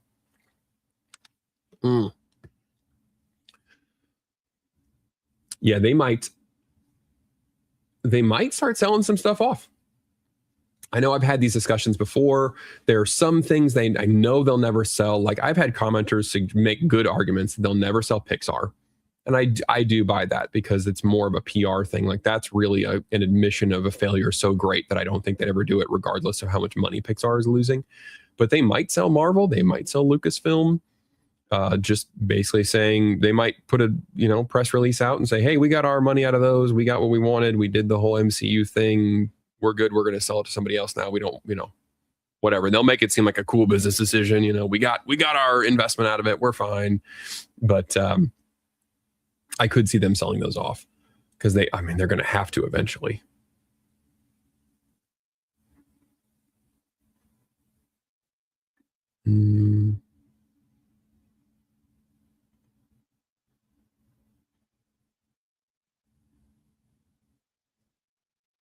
Yeah, Lemon again talking about you have to do Disney discouraging nuclear families and promoting found families. I don't even mind the found family thing, and DreamWorks is big for that. It's not so much that I don't like that. It's the discouraging of the nuclear families. It's the found family being taking the place of the nuclear family, especially when it's a ragtag group of politically acceptable characters or whatever. It's bad. Crawford stopping by, say, I wish you'd make more content. You're really sharp and insightful commenter on modern media. I really appreciate POV. I really appreciate that, Crawford. I appreciate the kind words. And I got some coming this week. This video is going to come out. Got a couple of videos coming out this week, and then another video that I'm trying to work on. I had this idea about the West. I wanted to do the West Wing and tie the West Wing to President Trump, and how like the difference in those things and how they represent different ideas. And I had this whole idea about how like basically the West Wing caused Trump because it set up this expectation for how politics should go, and then they didn't go that way, and people lost trust in the system as a whole. And then this populist guy rises who's basically anti all of those things, and it actually gives him credit because he's not what people have lost trust in. And I had this idea, and I haven't been able to find. I think it's a good concept. I really think there's a concept there. When I originally wrote it, I was centering it around the idea of like shame, about how Trump has no shame, and it's like a good thing for him. Like people see it as honest because, even when he says things that are not agreeable, he's not ashamed of them, and people are like, yeah, but he's so just upfront. He's not bullshitting anybody, right? So his lack of shame is a good thing. And I was trying to tie that backward.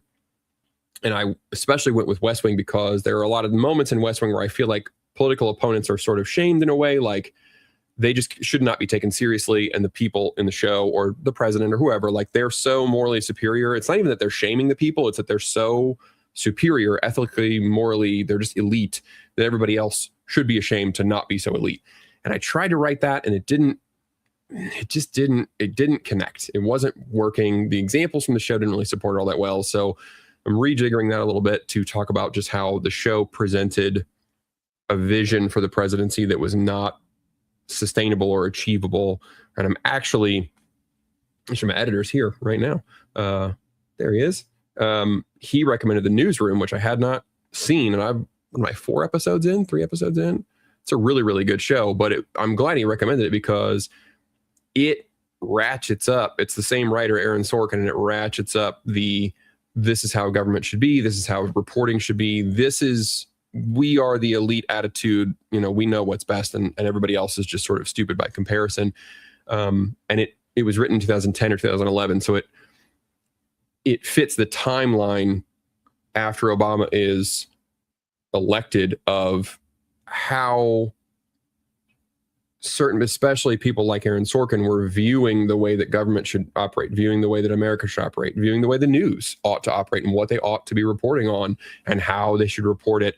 And it just built up this sort of utopian vision that was never real and never could be real because people run government, and by and large, people suck. If I were writing the script, I'd have a little note there for Men in Black. A person is smart. People are wild, dangerous animals, and you and I know it. Deeply profound line from Men in Black, but that I think that's the direction I'm taking that video. But it's taking a while. I wanted that one out soon, but it's taking a while because I had to rewrite it because I want it to be right. But I think that's the direction. And then we have the fall off in trust and institution, government, all of it, and then from that rises a populist who just says whatever off the cuff, and people think, well, that's at least trustworthy. It's at least something. Even I've got people that are like, yeah, I don't love him, but you know what? I don't feel like he's lying to me at the very least. And so, good, bad, or whatever, that is, I think that's a better narrative that I can tell of West Wing. We have this utopian vision. We kind of come up. Obama sort of is it a little bit. Tie in the Newsroom, which I'm going to finish because it's really, really fucking good show. And then we sort of had this fall off, and then we come back up with Trump. But anyway, sorry, got off on that tangent to say that I appreciate these kind words, and that is why I don't have any videos at the moment, but I do have the video game one coming. That helped too, because it was just nice to... I love video games more than I love movies and shows, which oftentimes is why I don't write about them as much, because I care too much about... I'm not entertaining usually when I talk about video games because I like them too much, and it's hard to be entertaining because I'm too close. But it is easier to write about because I just know more about that, and it's more natural. And so, cool, I can just write a video like that. So I have a couple of those to get back in the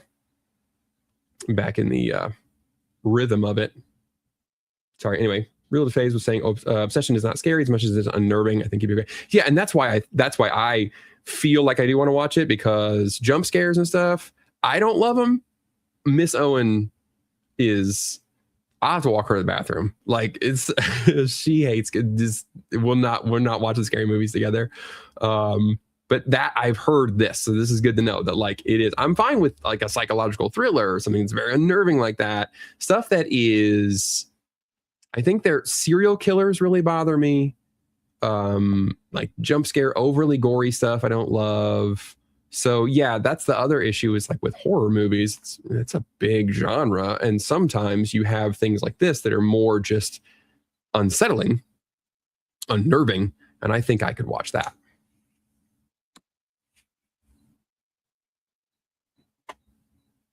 Yeah. We'll see. Now I feel like Crawford and Well Good Night are bots. Kevin noticed it too. I'm glad. That's okay. I appreciate the nice words anyway. Let's see here. Halawa Atelier. I don't like they sell Star Wars because they wouldn't want to risk the fiscal losses, so I'm picking it up and doing the franchise right. Yeah, that's possible. It's the issue there, because they haven't used any of the EU stuff, is, and this is a good point, they might just hang on to it, because if somebody bought Lucasfilm and started making EU stuff, they have no claim to that then. And so now Lego, action figures, collectible card games, whatever, all of that would be based on EU stuff that they no longer own. Nobody now, even less merch is going to be purchased based on any sequel trilogy, any Rey related material, any kind of Mandalorian, Obi-Wan, any of that crap. Nobody's going to buy any of that. So yeah, they would, whatever money they have now, would be even less.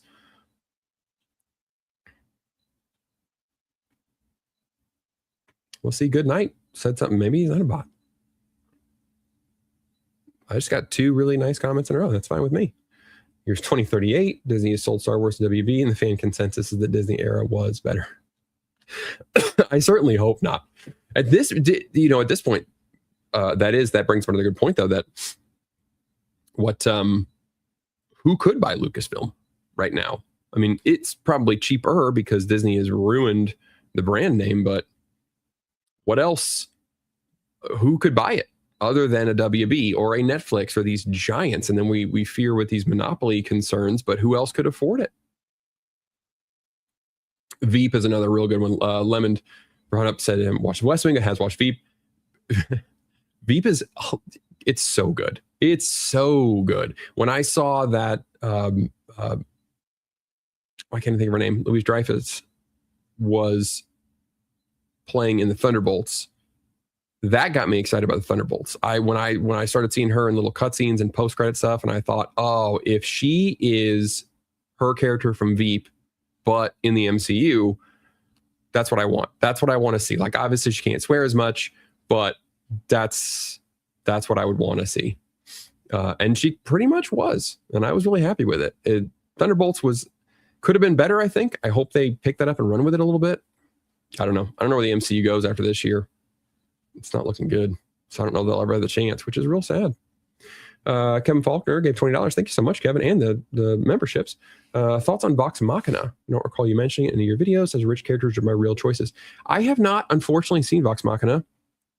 That's on Prime, and I know that's related to Critical Role and Mighty Nine and all that. And I haven't unfortunately gotten into it. And now you're making me want to double check it, because my understanding was that it was not child appropriate. I'll have to look it up again, because that was my big issue. Is I watch a lot of TV with my kids, so I don't watch a ton. But inappropriate also doesn't. Sometimes it's for like animated gore. Like I've watched some animes that just have bloody stuff. I'm like, well, I don't really care. It's animated. It's not that bad. So it's a per thing.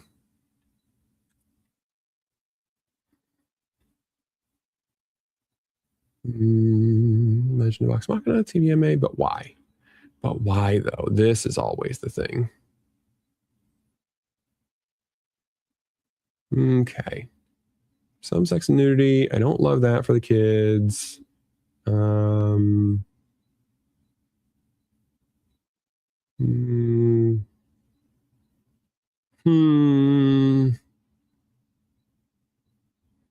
don't love the sex jokes. The violence and stuff doesn't bother me as much. I hate the sex jokes for kids. I can't be mad at profanity because I'm not good about keeping a lid on that. And this right here is usually the thing. A lot of times animated gore is just silly. It's usually so over the top that it's just goofy.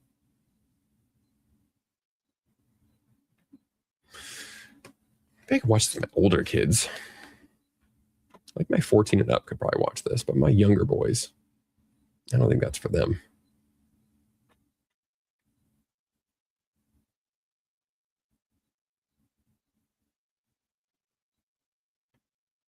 Yeah, I mean I would have to watch a couple episodes to see. Like I said, I'm foul-mouthed, but not. I don't know. There's some stuff like this. Well, it's just one word, one use of the word. I don't even say that. I can't even say it on stream. Some words you get YouTube gets mad at you about.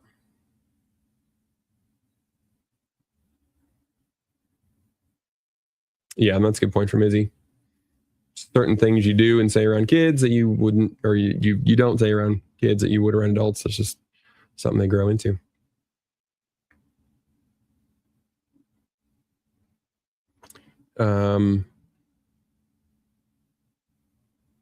Maybe I'll watch it at work though.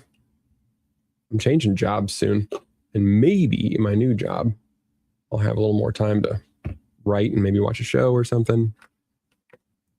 We'll see.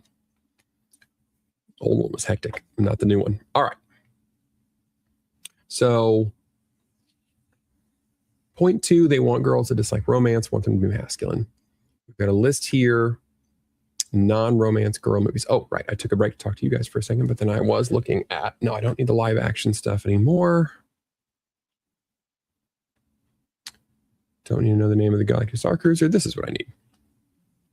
So, Disney Animation Studios. So, here, the last, I mean, Wreck-It Ralph had a romance, and I don't like to, I've been trying as I go. Not that I want to be Mr. Mature Guy, whatever, but I don't mind reaching sometimes. I just try not to reach when I don't absolutely have to. And then I have to make the L's video at the end of the year and talk about how I did reach. So Encanto definitely doesn't have any romance. Moana, no romance.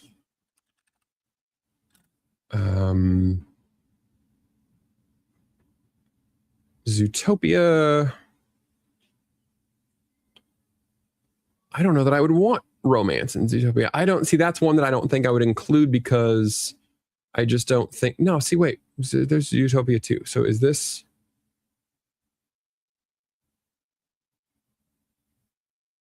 am I reading this wrong? Timeline. See, I'm just on the wrong spot. Here we go. I was going to say, because there's Zootopia 2 and Moana. Oh, and Wish. Oh, Jesus Christ. Wish, too. Wish was so bad I forgot about it.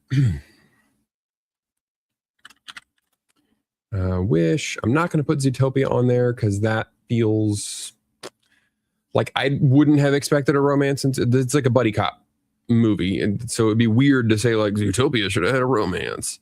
There's enough Rule 34 of that, I'm sure. So if anybody wants to look that up, they're welcome to. Frozen 2 did have one, except not Elsa. But Anna and Kristoff do. They have a romance in there. Ralph Breaks the Internet. That's more of a comedy. I'm not gonna, and that's not even really a girl movie anyway. I would actually argue the same thing about Zootopia, so I wouldn't put that in there for that reason also. But Wish is like supposed to be a Disney princess. Strange World is its own thing. Raya is supposed to be a Disney princess, clearly. Encanto is, I don't know if they're technically Disney princesses or not, but that's the vein that they're in. Moana, Frozen, and then Tangled is the last one 16 years ago, where it was like a classic tale of here is our main character, girly. This is a girl's movie, but there is a co-lead that she has a romantic interest. Like, that's, out of all of these from Disney Animation Studios, Tangled is the last time.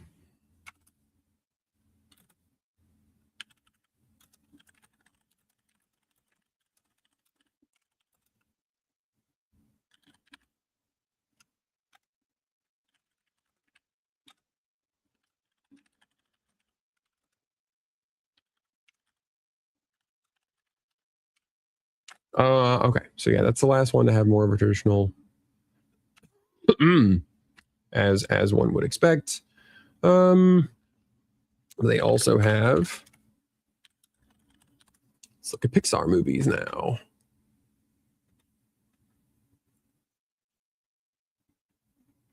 Hoppers, I just watched recently at home. It was bad, but I don't know that I would. Pixar is a tough one again, because Pixar really, when you get down to it, is kind of a unique company because, and it's, you can tell why Disney bought them, because they are different from Disney Animation Studios. This is a situation where I wouldn't be like, well, Hopper should have had a romance. Like, I wouldn't have expected it to. Elio is, I mean, I've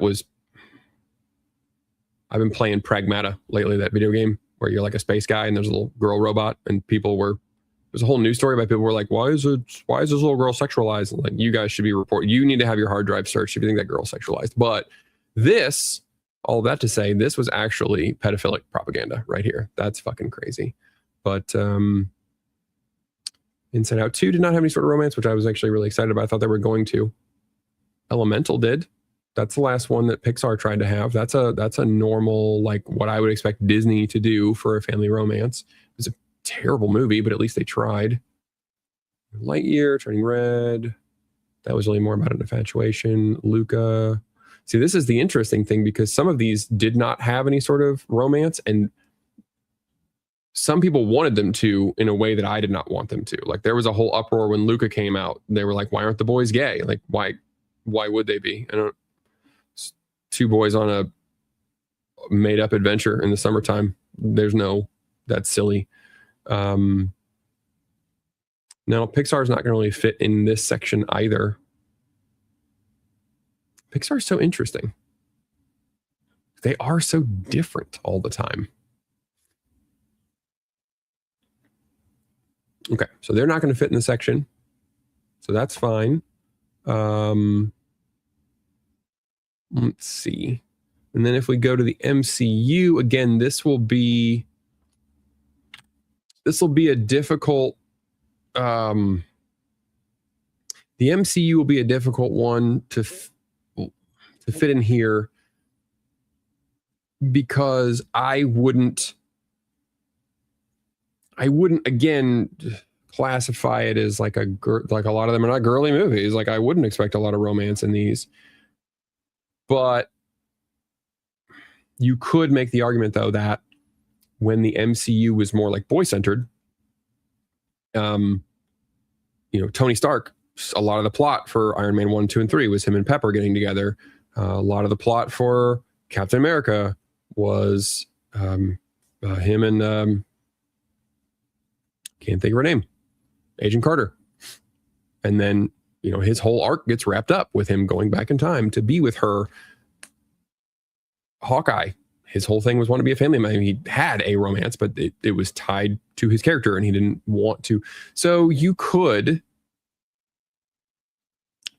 make the argument that early MCU did have romantic, like when it was a more male centered stories, there were romances. They weren't the center of the thing as in like former Disney animation where like a Tangled, where that is like the sort of the key to the plot here is these two getting together and they have this romance, whatever. That was never the MCU style, but it was there. And then when it switched over to phases 4, 5, and 6, you could try to make this argument that it's erased entirely, especially when it becomes more female centered. There is no romance because romance bad. I don't know. Again, it's like it's not that it doesn't deserve time. It's can I make that argument in a succinct, convincing way? But let's make a note.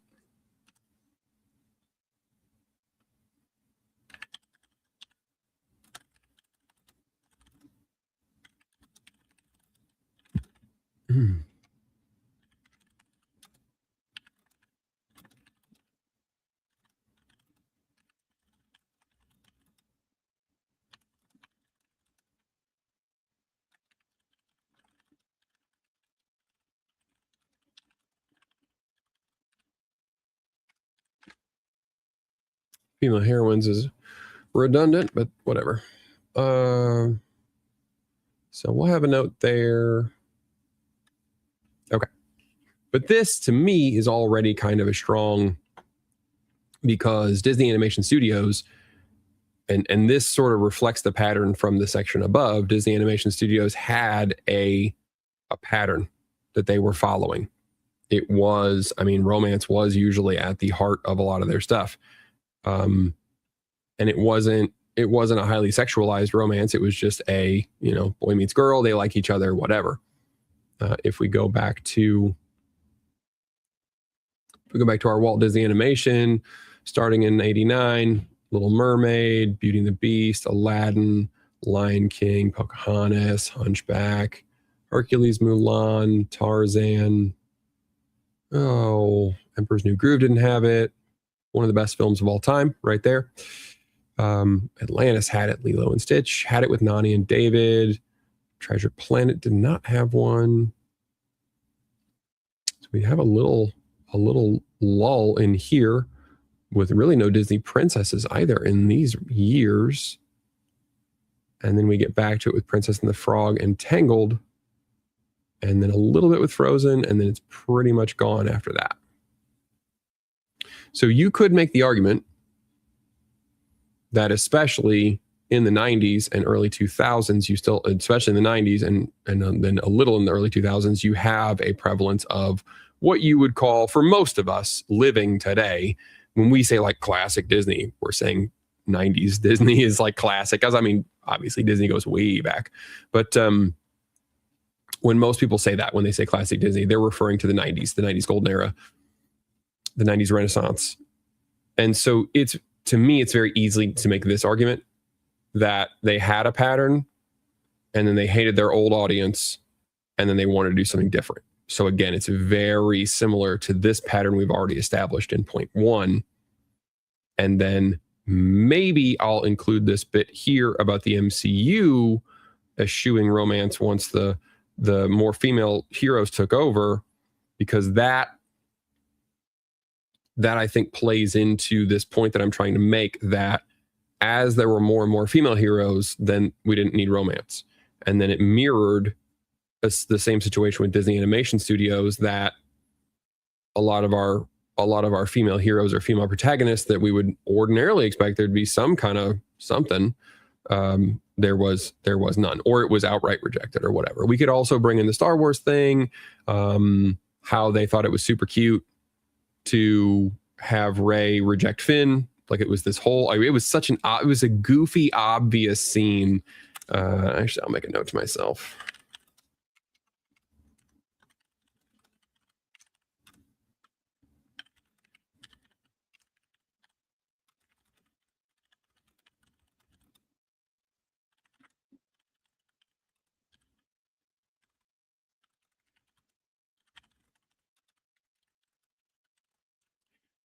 That was it was just such a, like, we're being very progressive and feminist with this scene. Aren't we so cool?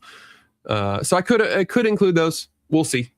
So we have this section here. I'm gonna get with Mrs. Owen on this particular section so that I don't come across sounding like an asshole.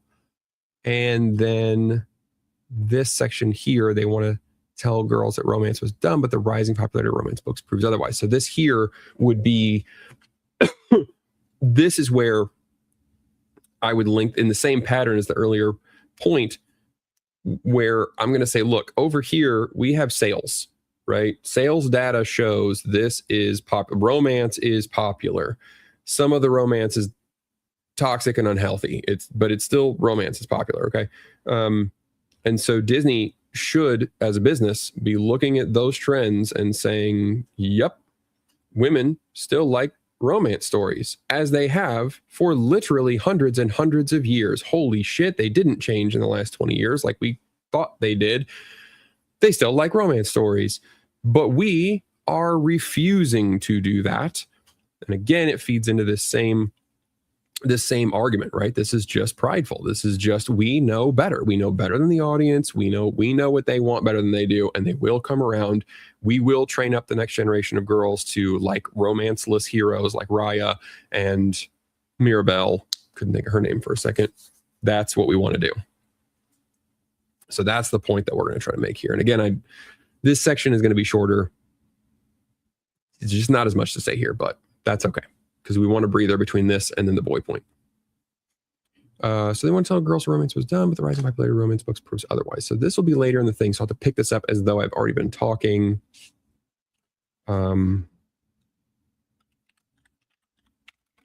Still in caps lock.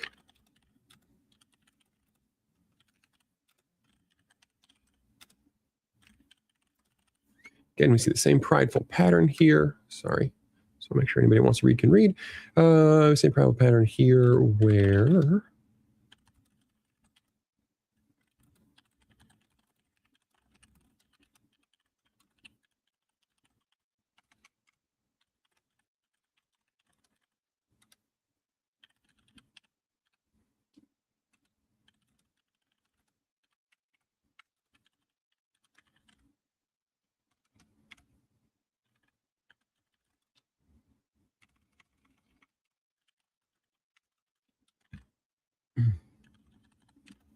I don't fully believe in avoiding ending a sentence with it or a preposition. I think that's a goofy rule, but sometimes it does not sound good. Refuses. Okay. Again, we see the same prideful pattern here where the company has evidence that that romance is still extremely popular, but refuses to write stories where it is included. All you need to do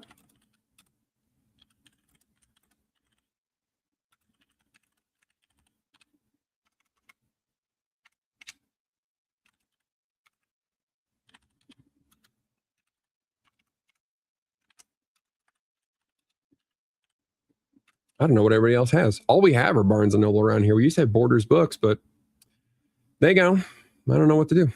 All we got is Barnes and Noble. They're expensive as fuck too.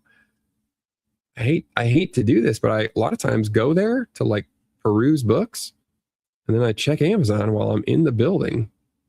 If it's only $1 or $2 cheaper, I'll buy it, but Man, there are times this will be in the books video. I recently bought the C.S. Lewis Space Trilogy because I've always wanted to read that one. I just never have. And we were in Barnes and Noble. I was like, oh, they got it. This looks good. And they were selling it in the individual books. And the first book was like $20. And then I looked on Amazon and they sell it as a whole single trilogy in one book for $25. And I'm like I want to support brick and mortar stores. Like I don't want the whole world to just be Amazon's forever, but damn, Barnes and Noble, like you can't be charging that and expect me to then buy it in the building. But then there was another book. What was the other one? There was a I hate to admit this on camera, I've never read any Ursula K. Le Guin. It's like a really famous sci-fi author, and I've never read any of her stuff. Everybody talks about how famous she is, and I see quotes from her and stuff. So I was like, all right, I'm gonna check this out. And there was one called, what was it called? The Dis in something. It's downstairs. I don't have it with me now. But it was, I don't know, $16, $17, and Amazon was like $15. I was like, all right, well, I'll buy that then. That's fine. I'll pick that up. But yeah, when you're twice as much in store, I don't know what you're gonna. I don't know what you can expect there. I can have it tomorrow from Amazon. Also, some Joe Abercrombie, which I'm excited to read about as well. The Law of the Blade. Something about the blade. All you need to do is stop by your local Barnes and Noble, or there we go. Preston's got it. Thank you, sir.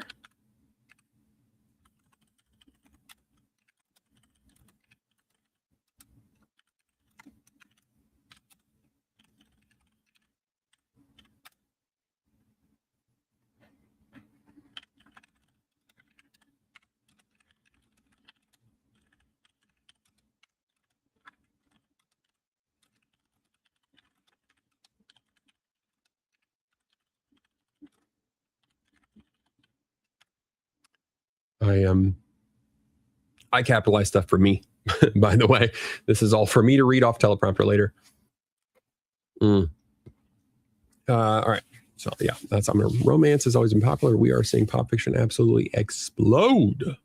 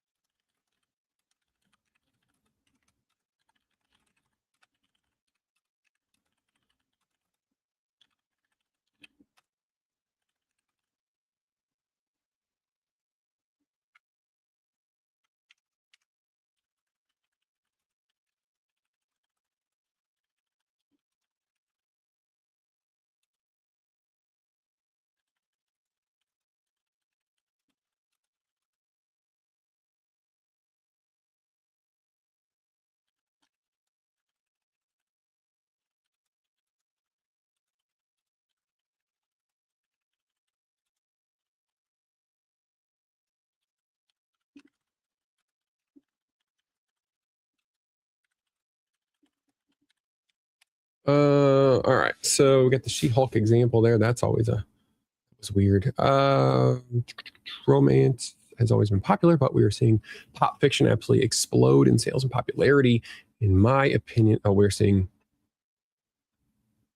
what we're seeing romance. Romantic pop fiction absolutely explode in sales and popularity. In my opinion, it's because Disney and others all thought it was trendy to suppress romance for the last decade or show female characters as being the dominant party, like She-Hulk carrying this guy off to bed. Turns out the audience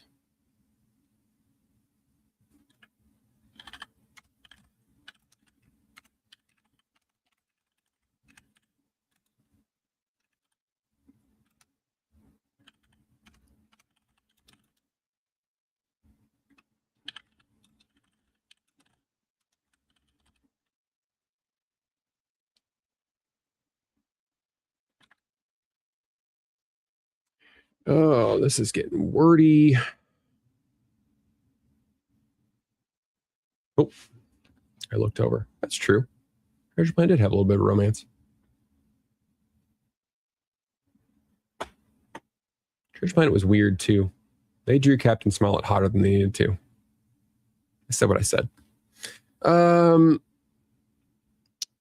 Turns out the audience didn't want that and turned to the outlet of, but this whole sentence is already, I can tell this is going to take too long to say this, but I'll reword it later. Turns out the audience didn't want that and turned to the outlet of books where romance and explicit sex have been creeping into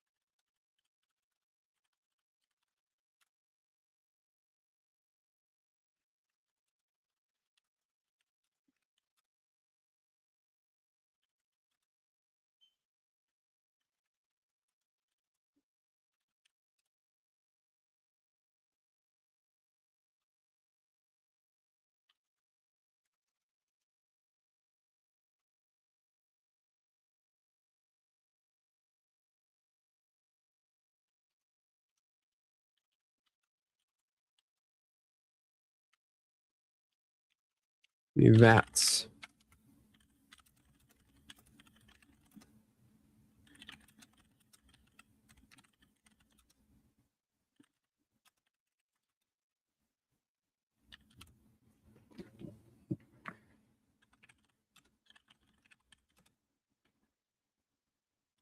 what was She-Hulk's name?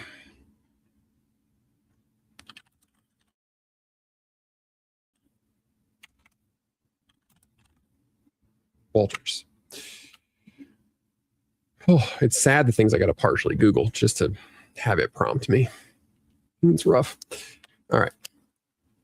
Let's not forget the hockey players and mob bosses. All right, let's see here. So again, we see the same prideful pattern here, where the company has evidence that romance is still extremely popular, but refuses to write stories where it is included. All you need to do is stop by your local Barnes & Noble or Books A Million and look at the Wall o' Romantasy. Romance has always been popular, but we are seeing romantic pop fiction absolutely explode in sales and popularity. In my opinion, this is because Disney and others all thought it was trendy to suppress romance for the last decade or show female characters as being the dominant party, like She-Hulk carrying this guy off to bed. Turns out the audience didn't want that and turned to the outlet of books, where romance and explicit sex have been creeping into all genres, most famously fantasy, with the tall, muscly, possessive shadow daddies that you hear about.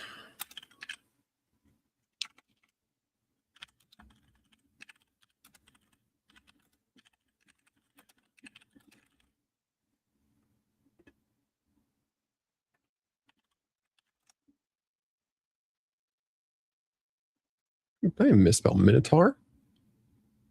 There's no possessive in Minotaurs. Screw you, autocorrect. It's Minotaurs. It's not like moose. Where it's been creeping into all genres, most famously fantasy, with the tall, muscly, possessive elven shadow daddies or minotaurs you've probably heard about. But let's not forget the hockey players, mob bosses. As I said, it's everywhere. And please note, it's not only romance being more pervasive, the romance is male dominant.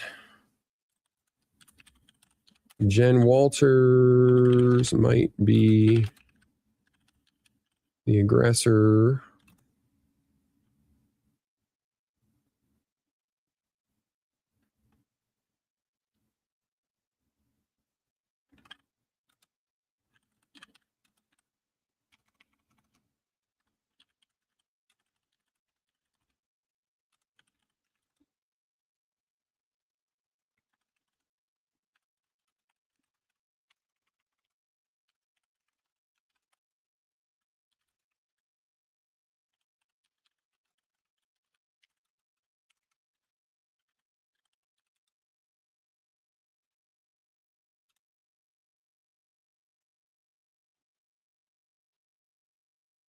Jen Walters might be the aggressor in her show.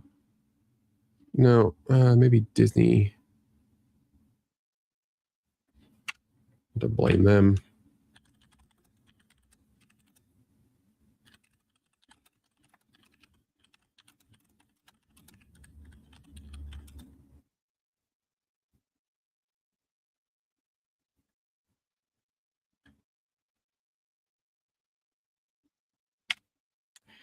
Disney might have wanted Jen Walters to be the aggressor, but most of these books contain male-led romance, so aggressive. So I've used aggressive twice there.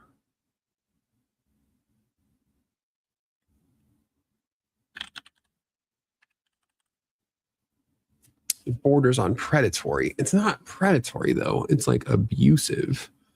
But you can't say abusive. Disney might have wanted Jen Walters to be the aggressor, but most of these books contain male-led romance. So aggressive.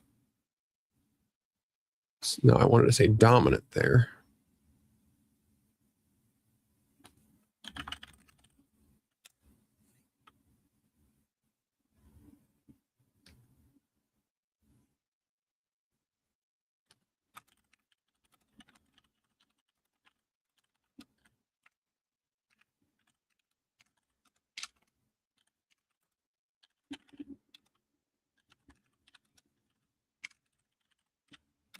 There we go. Okay. Disney might have wanted Jen Walters to be the aggressor, but that's obviously not the fantasy for the female majority. Most of these books contain male-led romance. I don't want to say male-led romance. Male-driven. Most of these books contain male-driven romance, so dominant that it borders on...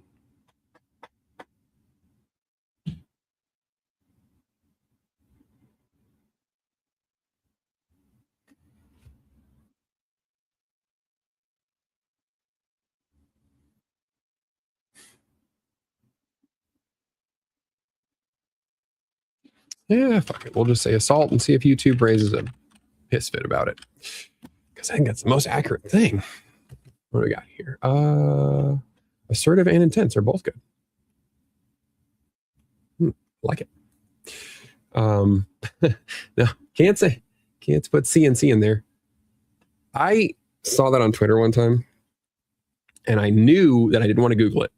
And so I tried to read the replies, and I'm like, I'm just going to see if I can suss out what this means, because I know for a fact I don't want this in my search history. I don't want to see anything about it. I just want to know what this acronym stands for, which I believe stands for consensual non-consensual, which is where people pretend to be assaulted, but they've agreed ahead of time that they're okay with it.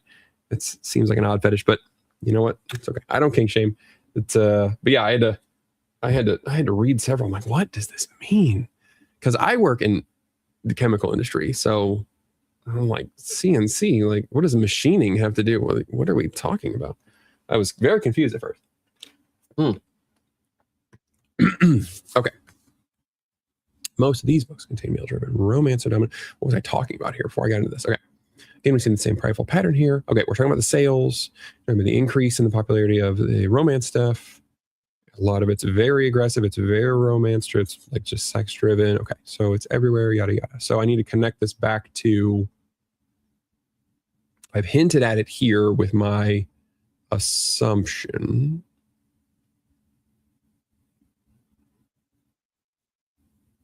Where did I say it? I thought I said it. In my opinion, this is because Disney and others thought it was trendy to suppress romance for the last decade. Yeah. So again, we're making the argument here that they continue to push this. The audience does not want it. It's just clearly, and I don't know, I may go back here and try to be a little more, again, it's a fine line between just being super,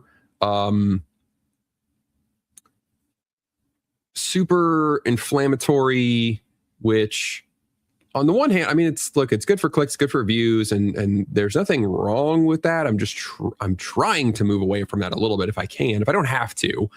And I don't want to just throw too many assertions into this, but it may be appropriate here to bring, like in this section, it may be appropriate to sort of bring in how it's obvious that the writers' rooms, the management at Disney, like it's very clear that,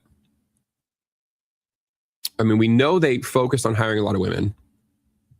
And I think I could get away with making the argument here that they, what's that, baby? Oh, can we have popsicle? Yeah, of course. Thank you.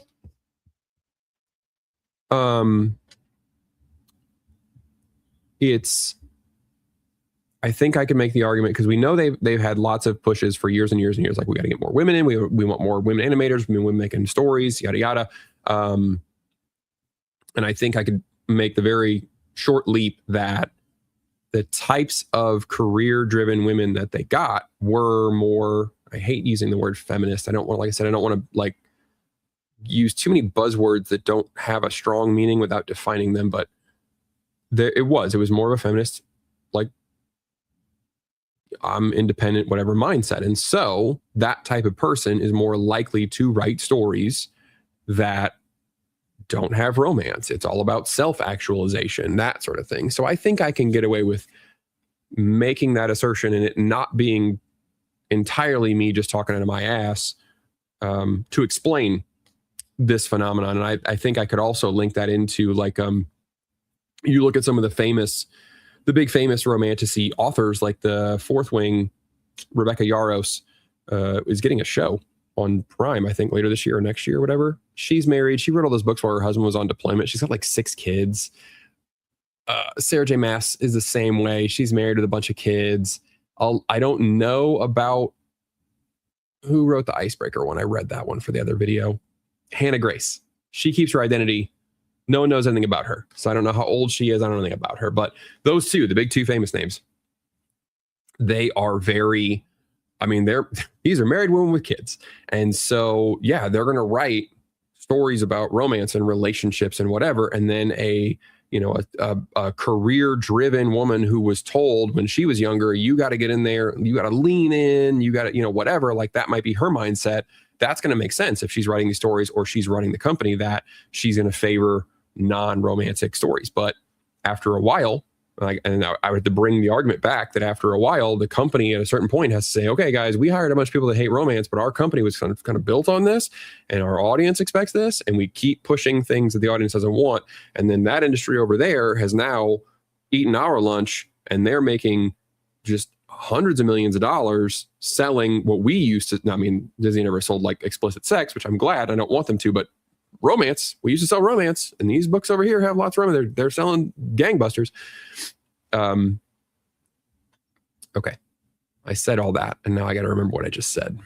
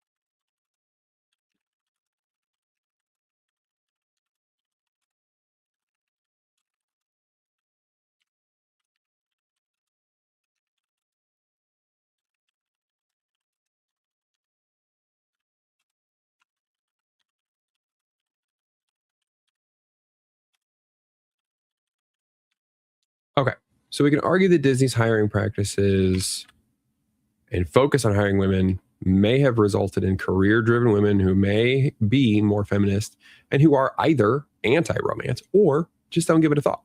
And so the company programming has shifted away from romance. Meanwhile, Famous romantic authors like Mass and Yaros are married with kids. Lifestyle reflects product. The pride aspect comes from Disney.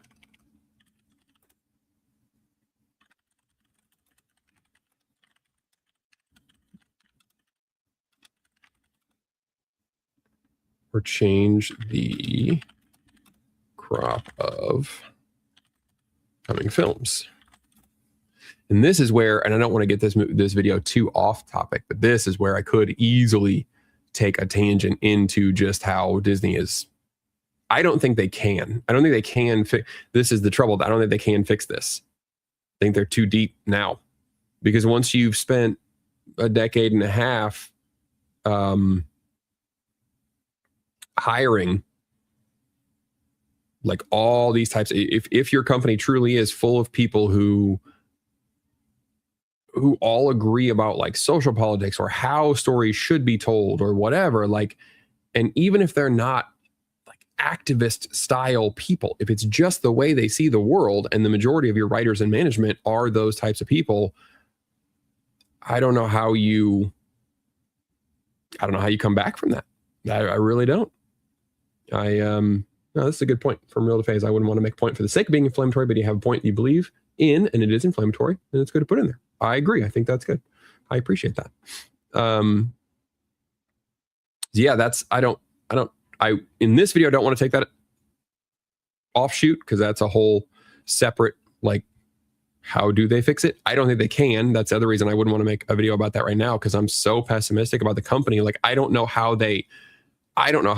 I don't know how they pull up, because there's been such turnover, and they have, whether you think it's to their credit or not, they have committed to a lot of the social progress stuff so hard that they either like they really believe in it, or at this point they just like, what are you going to do? I mean, when you've been so committed to it, how do you about face without losing all of your credibility? And you already told one audience you didn't like them. Now you tell the other audience, oh, just kidding, we didn't like you anyway, we were using so you can't do that. Yeah, I don't know what they're going to do. Anyway, so this is the point here. They wanted to tell girls romance was dumb, but the rising popularity of romance books proves otherwise. So we have that there. I'm not going to write this myself because I'll probably sound like an idiot. This I can write though. Okay, so they want girls to dislike romance and they want them to be masculine. And we've ended, I don't know how I'm going to end, so I'll have to change this intro a little bit, but the transition will have to change slightly. But the girls dislike romance and they want them to be more masculine. Okay, how do I transition this?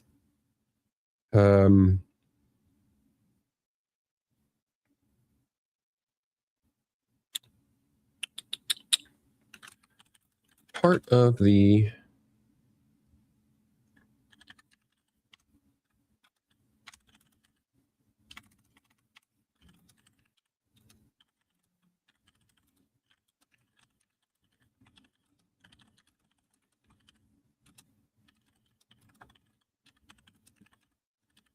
oh, you know what? This is going to work itself in naturally, honestly. Part of the disdain for what they bought or already owned comes from a new shift in mindset amongst writers and management.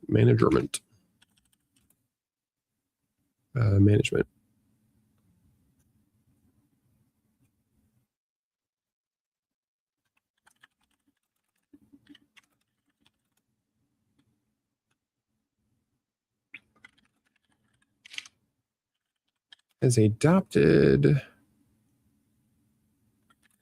a new way, a new perspective.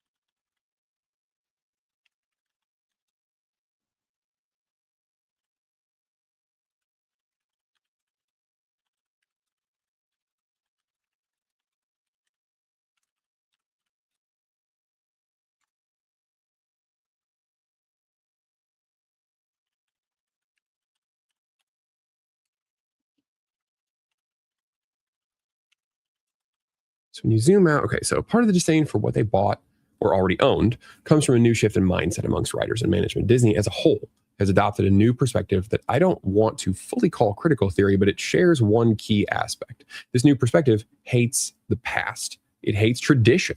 Like a rebellious teenager, it wants to break things down and be unique. Break old things down.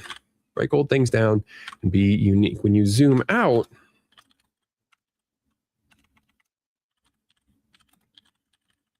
Disney's decisions are odd when compared so when you zoom out, Disney's decisions are confusing.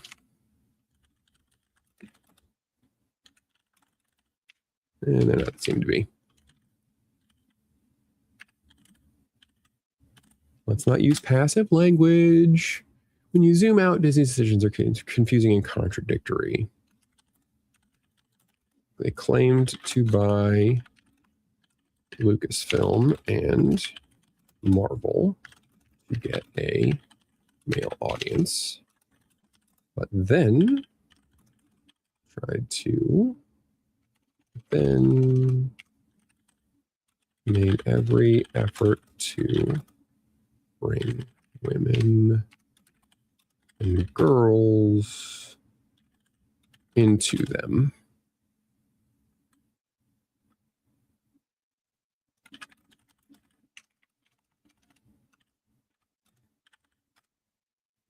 In the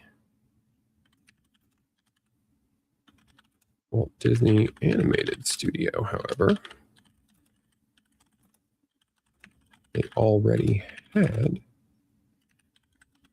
a largely female audience and began to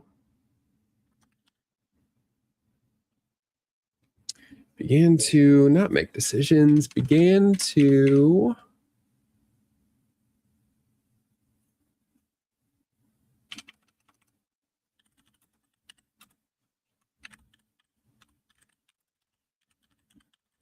their new anti-past perspective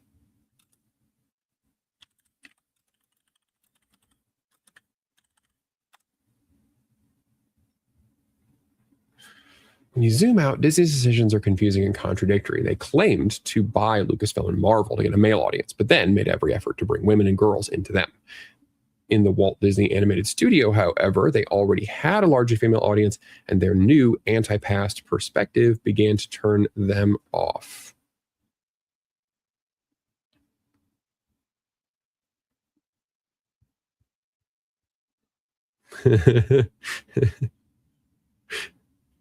I'll just write that in there.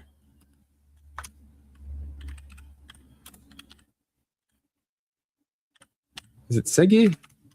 It's actually Segway. How do you pronounce that? Is that Segway or just Seg? I don't know. There we go. I'll probably just end up saying that. Lazy Segway. Hey, Sterling. I'm scripting. Just scripting live. Just figured I'd try something different. Just writing a video about Disney and how they're making a lot of prideful decisions. That's why they're failing. And I've got this whole thing starting to script out. It's a little long at the moment, but no, I can't zoom in.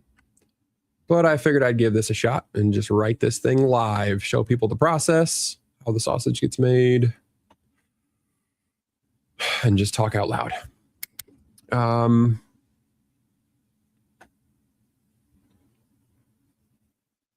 They claimed to buy Lucasfilm Marvel to get a male audience, but then made every effort to bring women and girls into them. In the Walt Disney Animated Studio, however, they already had a largely female audience, and their new anti-past perspective began to turn them off by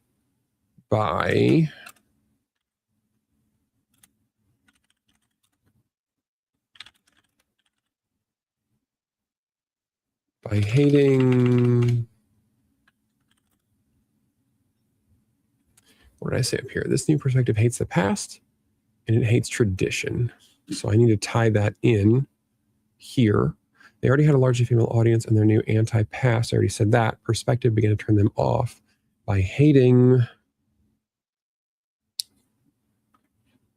by hating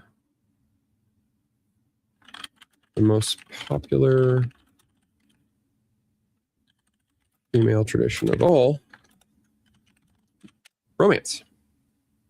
There we go.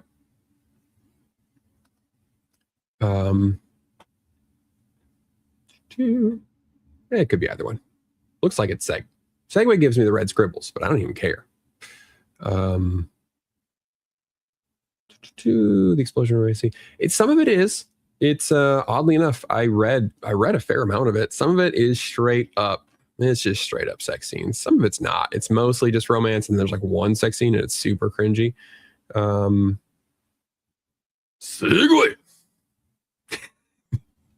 That actually worked really well. Maybe that's what I'll do. I'll just like shout that out of the camera and have the editor just like zoom in on me, just like smash cut. Won't explain it at all. Oh, hey, Clawfather. Just scripting, writing a script about Disney, writing live, trying something new. I like it. Actually, I might do this some more later. I'm on vacation this week though, so who knows? Who knows how often I can do it? Holy shit, I've been at this for 3 hours. Okay, I may have to wrap up soon. I do appreciate you guys hanging out though. All right, so they had a largely female audience. Their new anti-past perspective began to turn them off by hating the most popular female tradition of all, romance. Looking back at the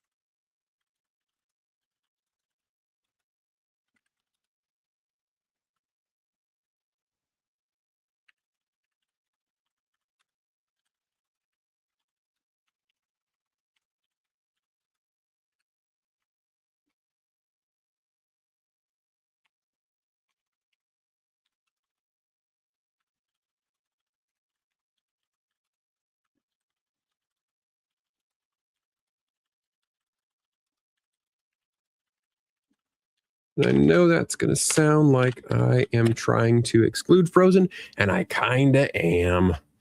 But I will mention Frozen, but I'll mention that I did that. Who knows? So that's why it stands out. Okay. Of the entire company, Disney Animated Studios is the girliest of all, if you were going to give that award. That's why it stands out that romance has been on life support. That's why it stands out that romance there has been on life support since 2010, when Tangled was the last studio film to have an upfront relationship driving the plot between the two main characters. Since then, only Frozen has had a romance, and it was secondary.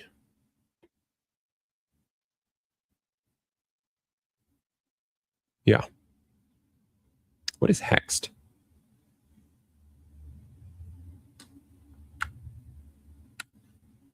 Squirrel.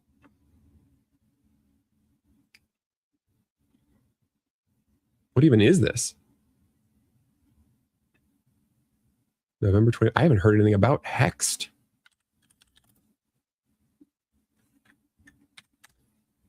Has there been... Jesus Christ. Like, I know I'm in a mood. Like, I'm writing about Disney screwing up, so that's probably messing with me. But I gotta tell you what, I'm so tired of this face with Disney. This, like, I'm cringing because I'm embarrassed of my sister and I'm adorkable. I'm just so tired. I'm so tired of that. But that's probably just me. No, I don't want AI mode. Please stop. Please stop. I didn't want that. An awkward teen and her type A mother. Oh, that's the mom. Lord. Her type A mother. Learn her peculiarities might be magical powers, transforming their lives and revealing a hidden magical realm. Okay.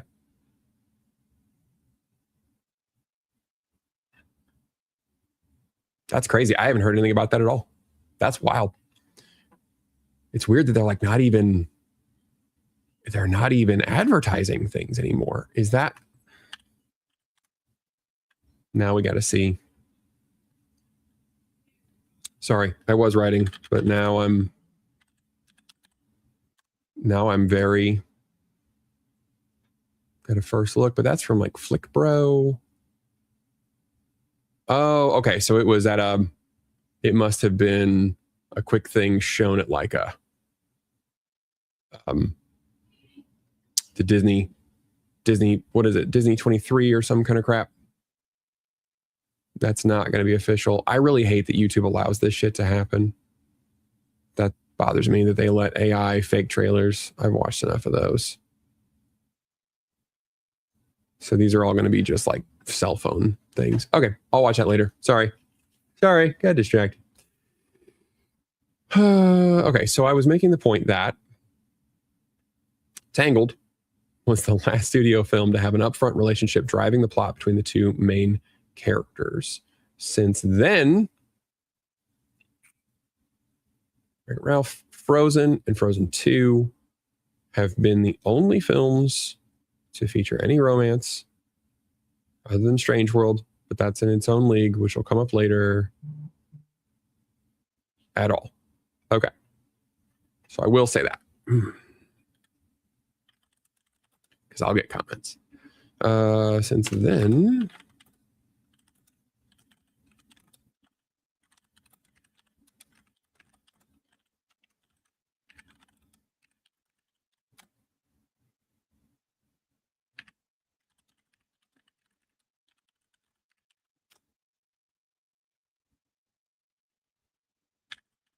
And that was a secondary plot. And I will defend that that was secondary plot, even though people will say that's what unfroze whatever, or that Kristoff saved Anna in the first one. Or no, I think their romance was a secondary plot. The primary plot was the sister relationship, which again, it's fine. Like there's nothing wrong with any of this. It's just that's not the primary plot. That's what I would defend.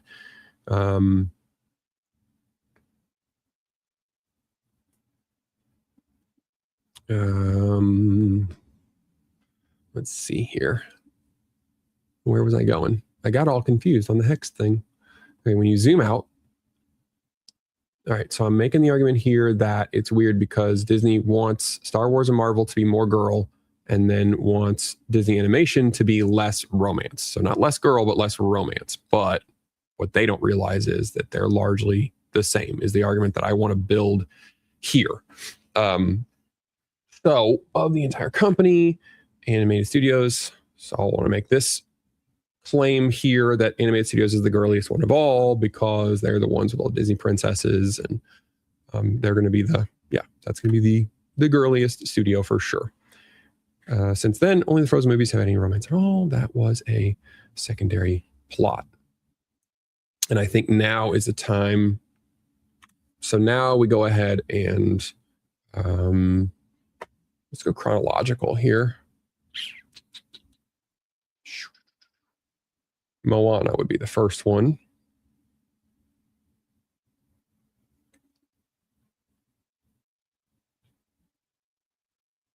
then Raya, then Encanto, then Wish. And what do I have here? Raya, Encanto, Mulan, Moana, Wish. When was the Mulan remake? Because I may have to remove that. Who made that? Was it just Disney Studio?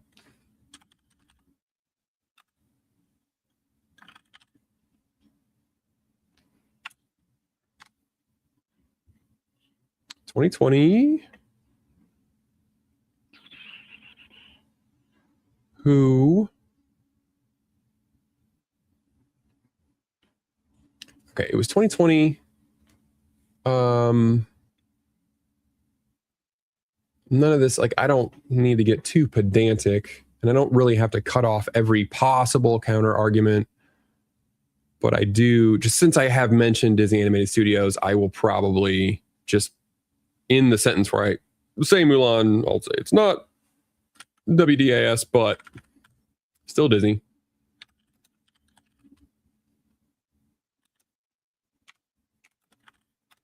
Okay. That way we got that covered because it's part of the overall vibe that I'm trying to create here. So then I looked up Pixar. That was,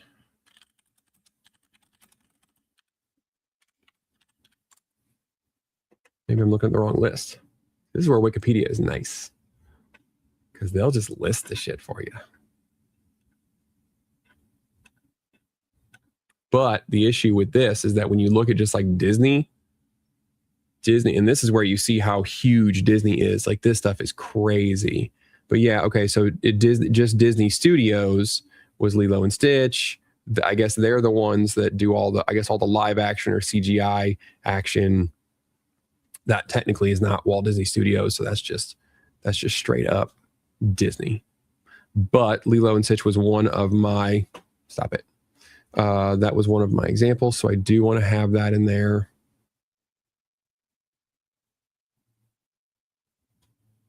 But what I could say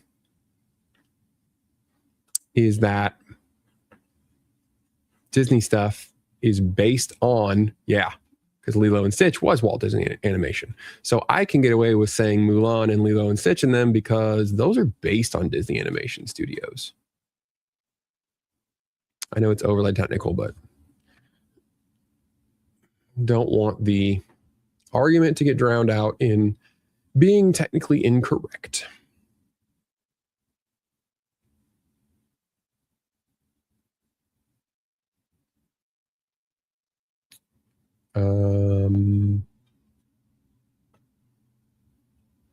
Yeah, they make so many movies.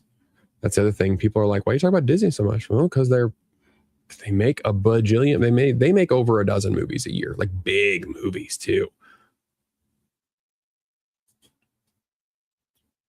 Right, Last Dragon, Ulysses,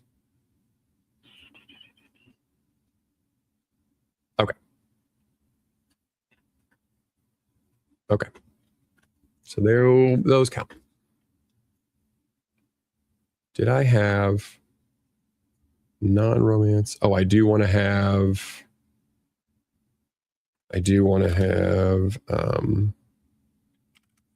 so let's go with, it's Mulan live action and Lilo and Stitch live action. So that changes things. So we have Raya, Encanto, Moana, Wish.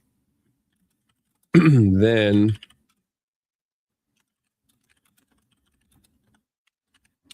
Mulan live action and Lilo and Stitch live action, which will be a short repeat of this earlier section where we did talk about this stuff. Where again, we'll bring Ariel back up here too. So this we'll briefly mention these because we've already mentioned them.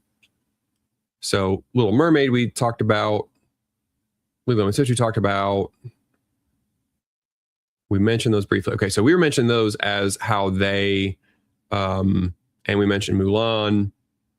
So we did talk about how this was in the context of them changing their own stories. But now we will we'll bring it back to show that the change in the story was in these 3 instances to get away from romance. Okay, so that'll build that case more. All right. So the entire company, Disney Animated Studios, is the girliest of all. If you were going to give that award, okay, we already read this. Since then, only Frozen movies have had any romance at all, and that was a secondary plot. Since 2010,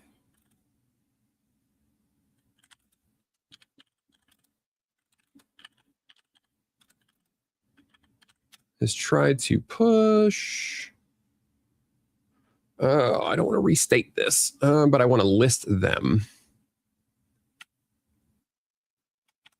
when I say their first swing at it was Moana.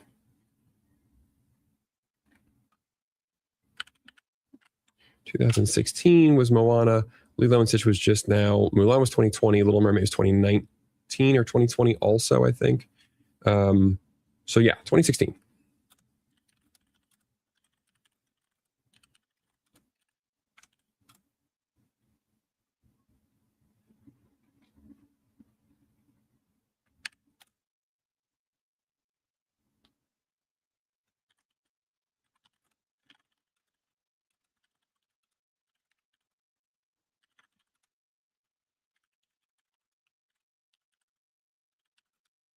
Is it Bechtel or Bechdel?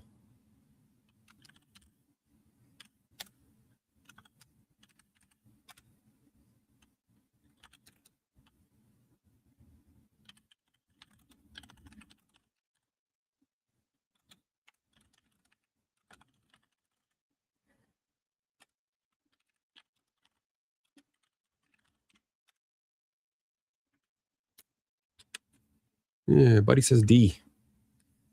Wonder where that came from, what that etymology is. Bechtel is a construction company.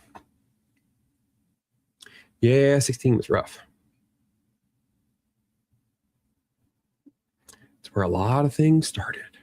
Mention this topic. Sterling said this topic in my comments on your video about millennial writing, poison the strong female character. Yeah, I think that would go really well right in here. Is that it's not so much that it was the strong female character, it's that they wanted this super asexual character. Yeah, I think that's going to go really, really well in here. And we can definitely. I don't want to beat Captain Marvel too much, but no. You can throw her in there. 2016 was the first big swing at a Disney movie for girls that would pass the Bechdel test.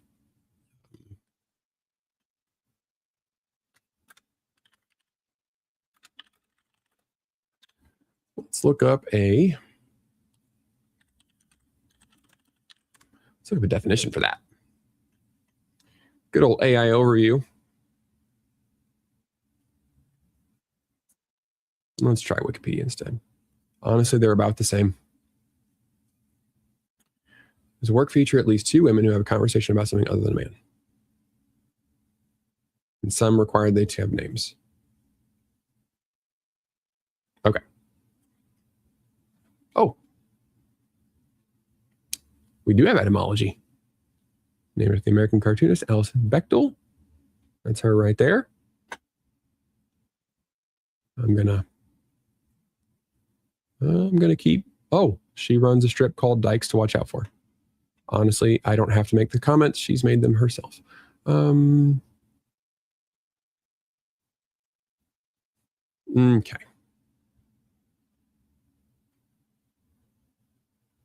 So somebody said it was a joke earlier, but it almost seems that way. It was originally, according to Wikipedia, keep that in mind, originally meant as a little lesbian joke in an alternative feminist newspaper. Super cool. Anyway, that is where. Let's not start off with that is where.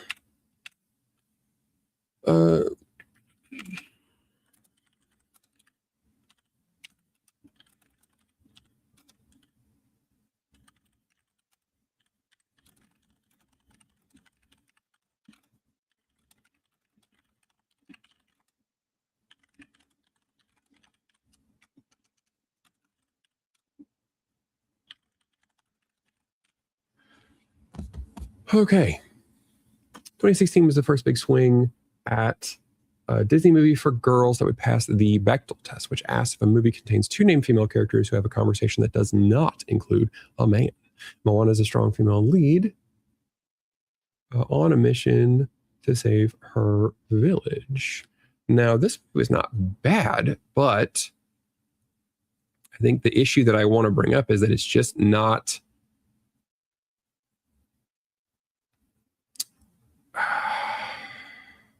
I would find some stats, but I think Moana is mildly popular at best. That's the issue. And she's probably the most popular of all the ones that they tried.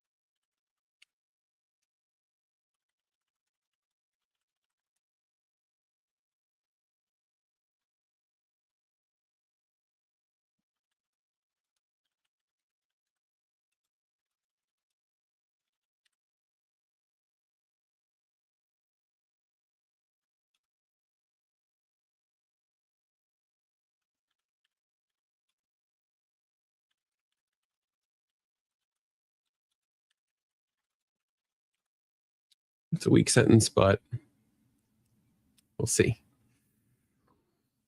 Moana strong feeling lead on a mission to save a village. Overall, it was a very fun movie with great music, and it's just must have given Disney all the encouragement they needed to push forward on this new path that women will be walking on.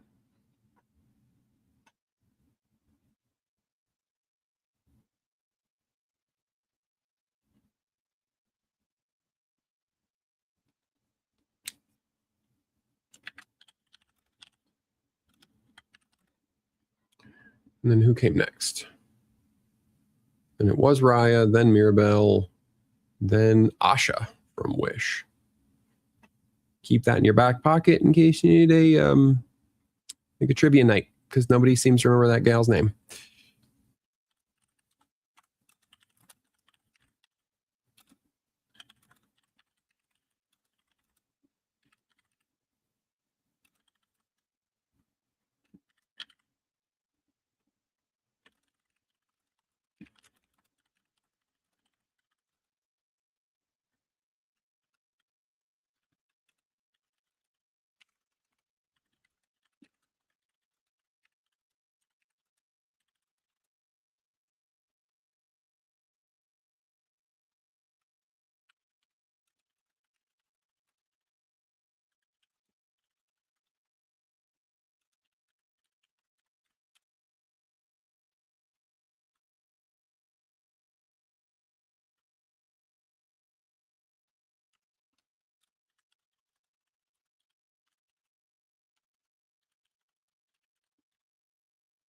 Okay.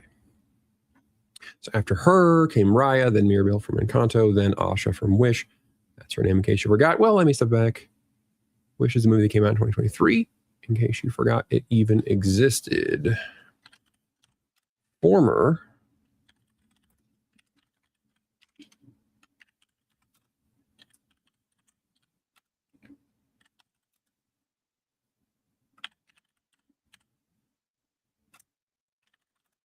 Oh, what is another name for a zombie?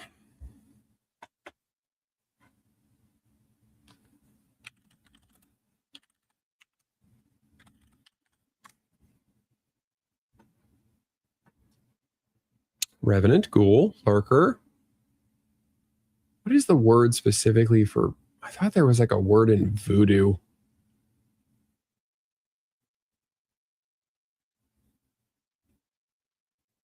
Vertiganger. I've never heard that word before. Let's see. No, not as in vampire. Demon Delphine. I'm looking for like a demeaning word. Sometimes you want something that really suggests the absolute hollowness and total lack of anything, just the shell nature.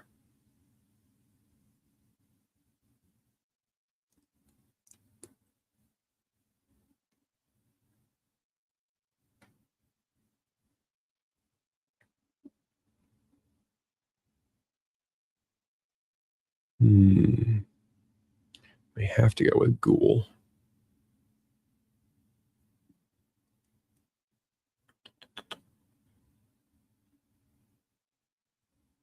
Why would you say as in vampire? Come on. Come on, Merriam-Webster, help me out here. It's not a succubus. Why would we, what are we talking about here? These are totally, I think ghoul. Shambling ghoul might be the way to go.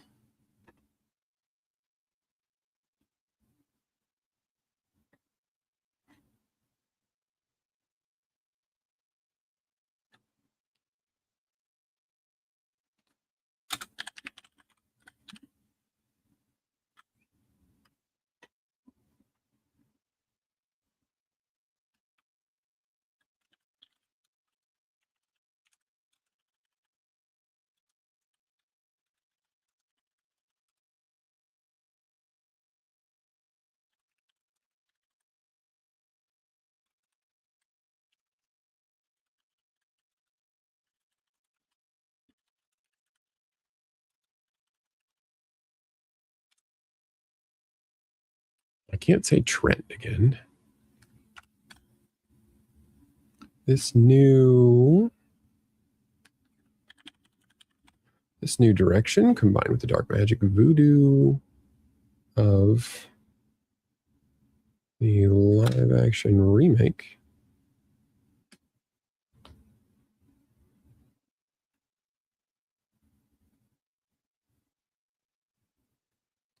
What's another word for husk? That is the word I was looking for. Husk. Shambling husk. This new direction. Well, let's write that down before I forget it.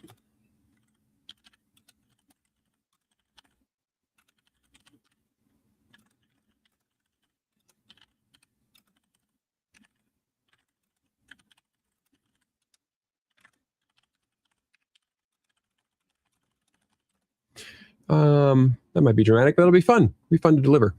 This new direction combined with the dark magic voodoo of the live action remake.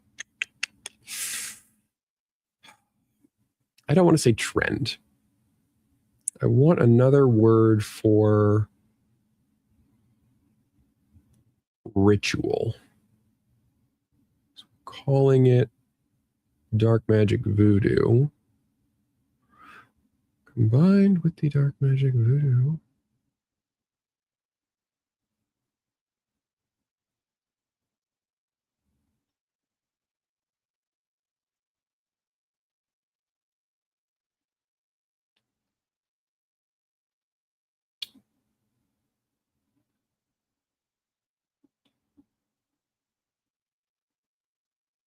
This new direction combined with the dark magic voodoo with the live action. Well, we'll just call it remakes.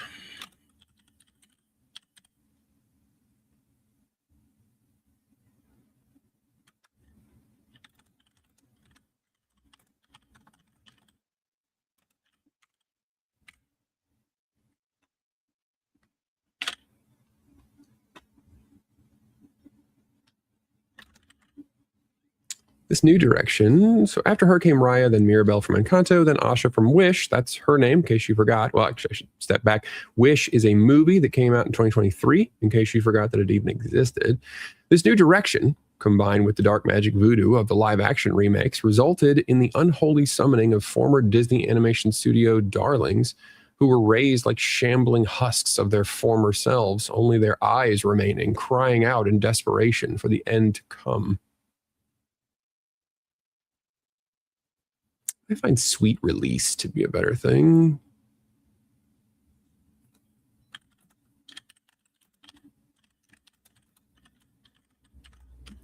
Crying out in desperation for the sweet release of oblivion. Sometimes it's fun to be over the top.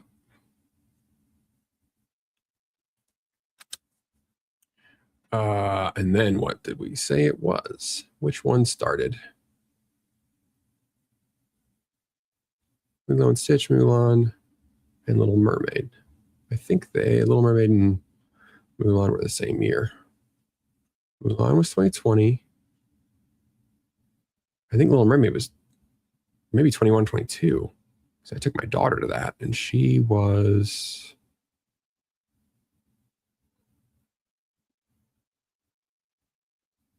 It was in the spring. 23. Was it only 3 years ago? Wow.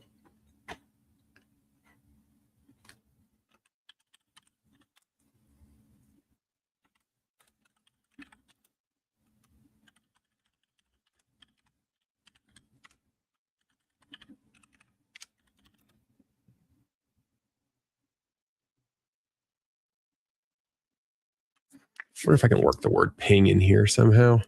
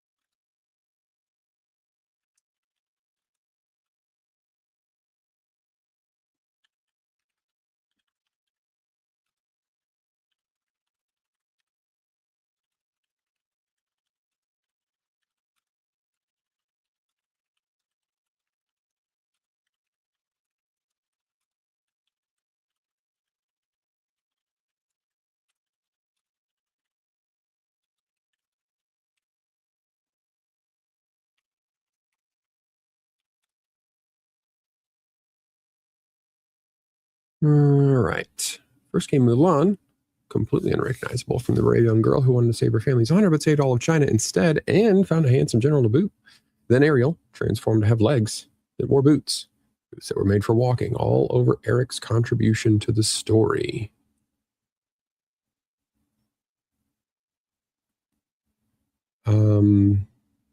Then Lilo.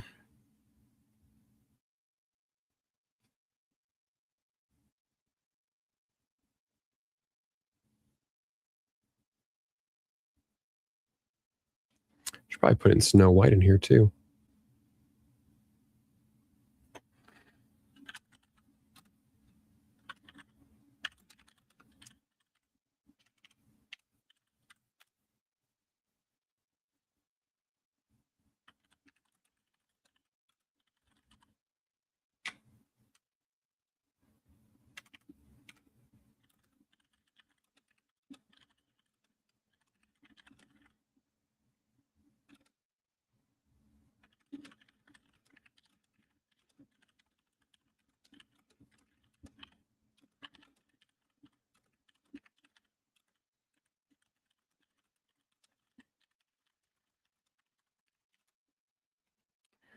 Then Lilo and Stitch came along, towing idiot David, who no longer had any connection to Nani or the story at large except for his presence in the original. Now I have to summarize this.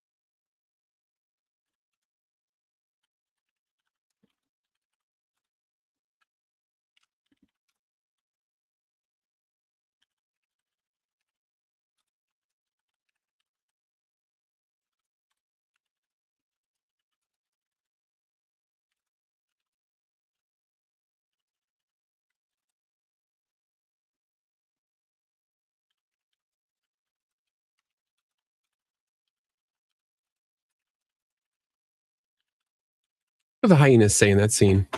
One of them says Mufasa, and then one of them just says something. Ooh, that name gives me the shivers. Something about that. I don't know. I'll find it. I'm pretty sure the word Mufasa doesn't, it's not right in there. I think the one hyena just responds by saying that that name, that word, something gives me the shivers. Then say it again. All right, so we'll cut that in there. This might be getting long. Well, this is listing it out. Okay, so we're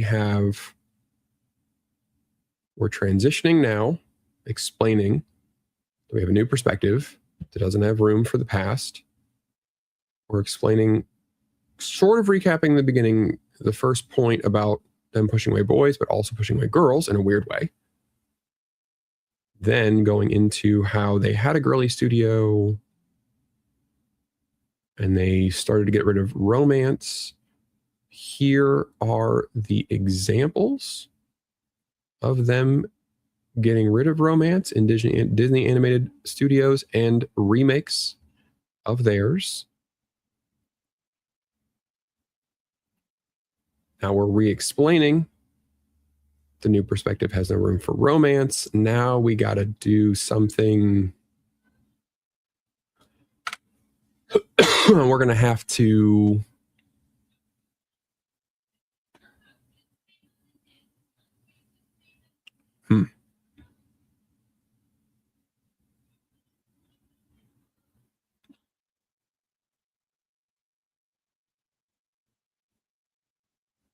That's a long one. It's long already. That's okay. It might just be long. No worries. It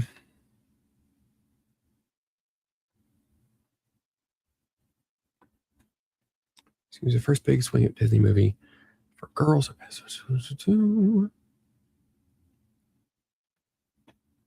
So I have, okay, so this is about the books. We wrote this part first.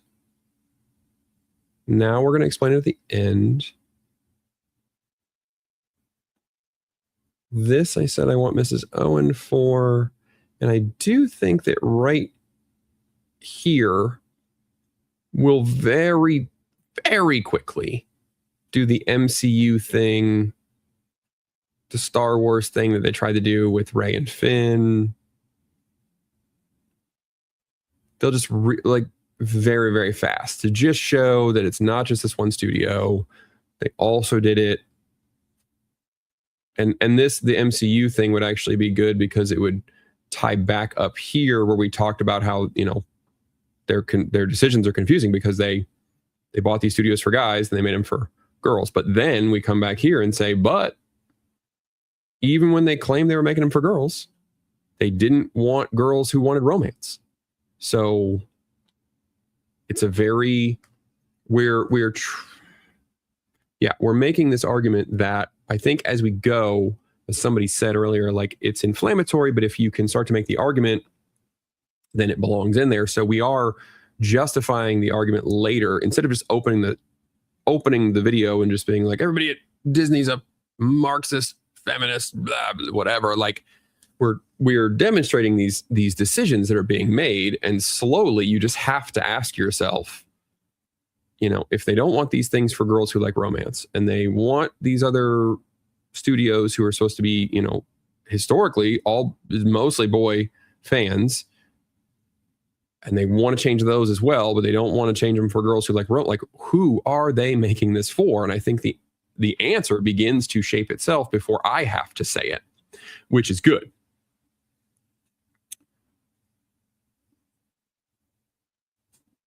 Okay.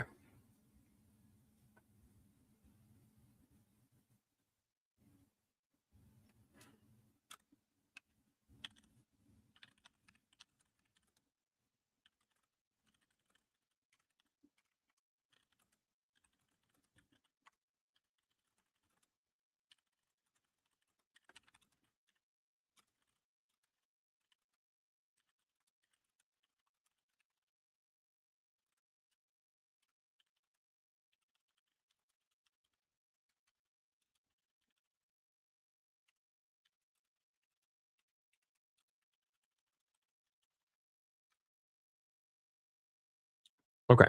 So the question asks itself, who are they for? This feels strong. This, I have a note to myself that I do have to write this.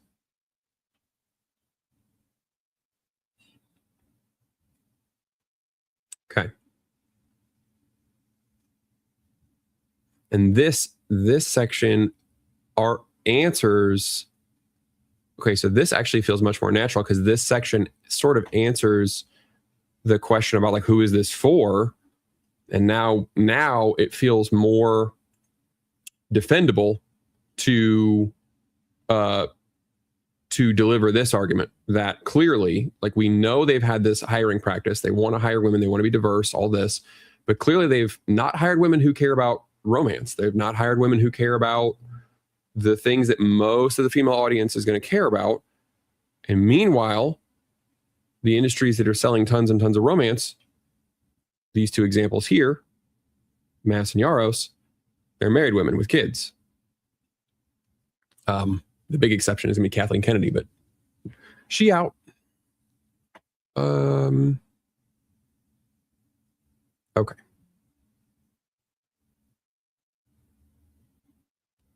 I'm going to write this last section here, and then I think I'm going to wrap it for today. But I'll be back because, weirdly enough, filming myself has made me write for almost 4 hours. That almost never happens. This might be the new productivity hack right here. You just put yourself on camera, and then you freaking gotta record. What else are you going to do? It's the ultimate accountability.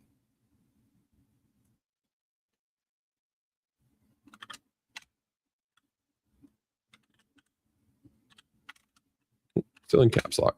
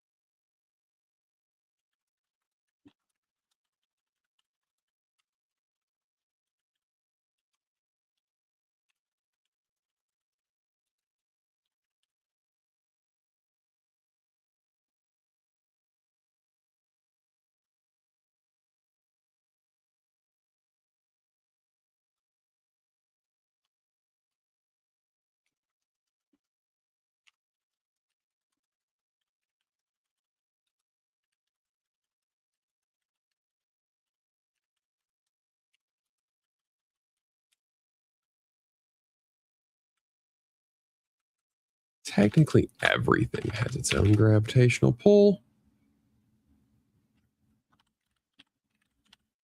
Let's go with measurable. All right. The attitude clearly bled across studio lines, making Disney decisions even more confusing because the MCU became distinctly more female in phases 4, 5, and 6, seemingly to attract that female audience they claimed they desperately needed. However, those new female leads were strictly non-romantic, in some cases quite anti-romantic. Captain Marvel gave a very obvious signal that she wasn't the typical girl hero. You know the one.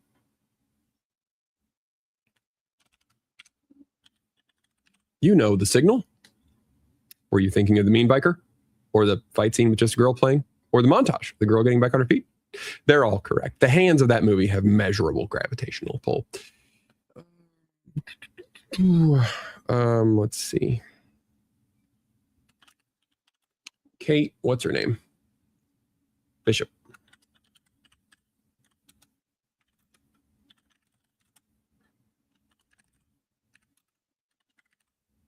Kamala Khan didn't have a romance, right? You guys can help me out on that one. I don't remember her having no, she didn't have anything.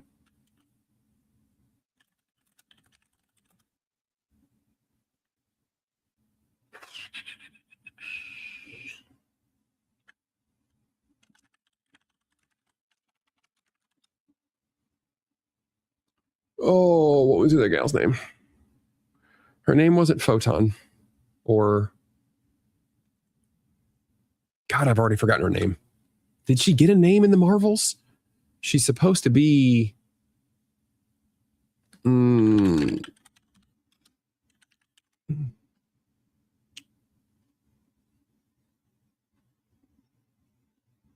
Rambeau, but what is she in the comics? She's supposed to be something else. Supposed to be like Photon or something.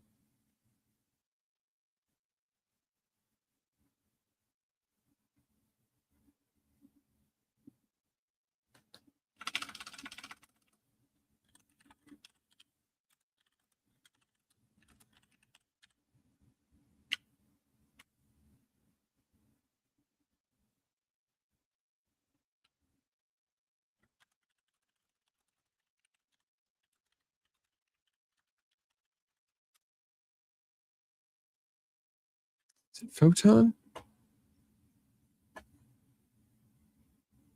We'll go with it for now. Well, we'll just call her Monica. Screw it. I don't have to know because I don't think she actually gets the name. How do you damn? B-E-A-U. Spelled it right.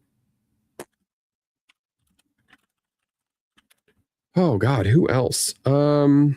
Shit. In the Eternals, there was such little romance. What's his face? Threw himself into the fucking sun. I can't even remember any other movies from 4, 5, and 6. That's its own commentary. I would have to look up lists of movies in the MCU recently. They're so forgettable.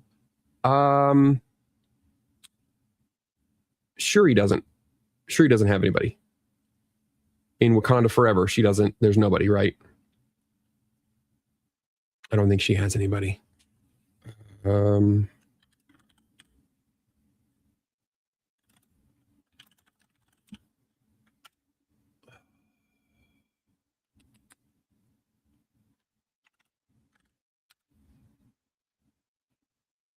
Mark that one. Don't want to leave things in there. My editor is kind enough to email me and say, hey, you said this, and I'm pretty sure that's not correct. And I have refilmed a few things that he's caught. Thank God.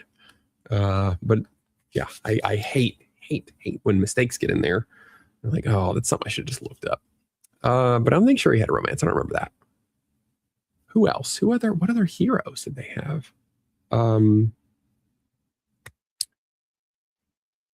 What was Florence Pugh's name? Yelena.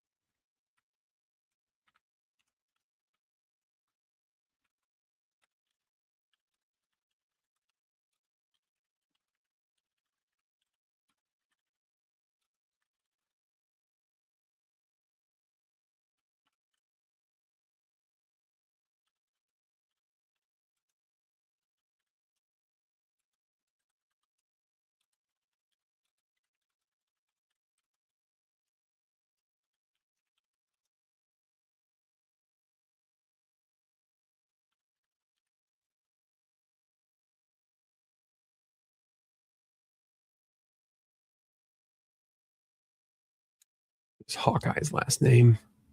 Clint something. Barton. I have to do that constantly. Who else in the OG ones? Quill. Quill had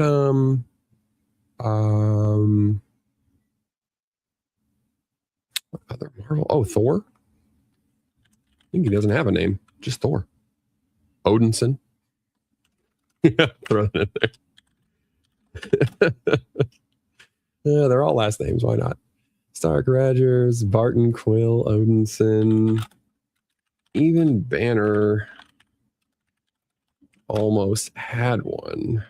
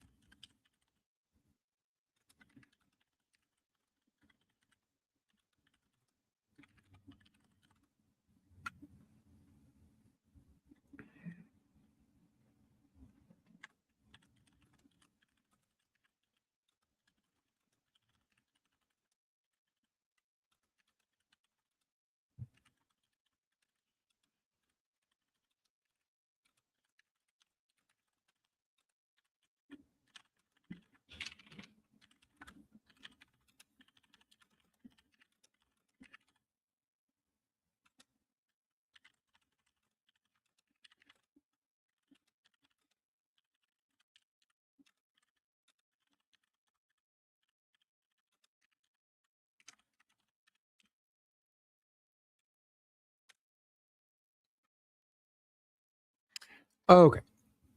So the attitude clearly bled across studio lines, making Disney. So we've got this new direction. Super perspective. Disney had no room for romance. Romance is of the past. It is, dare I say, traditional. We'll cut to Lion King. The attitude clearly bled across studio lines, making Disney's decisions, yes. Making Disney's, I'm sorry, decisions even more confusing because the MCU became distinctly more female in phases 4, 5, and 6, seemingly to attract a female audience they claimed they desperately needed. However, those new female leads were strictly non-romantic, in some cases quite anti-romantic. Captain Marvel gave a very obvious signal that she wasn't the typical girl hero. You know the signal. Were you thinking of the mean biker? Or the fight scene with just a girl playing? Or the montage of the girl getting back on her feet? They're all correct. The hands in that movie have measurable gravitational pull. Kate Bishop, no romance. Kamala Khan, no romance. Danvers did get a beard, so that's something. Monica Rambeau, no romance. Shuri, no romance. Yelena, no romance. And this is a turn because romance, while something we usually don't associate with guys, yet the OG MCU heroes still had plenty. Stark, Rogers, Barton, Quill, Odinson, even Banner almost had one. Yet as soon as the franchise went more female, and it was after 2019, so yet as soon as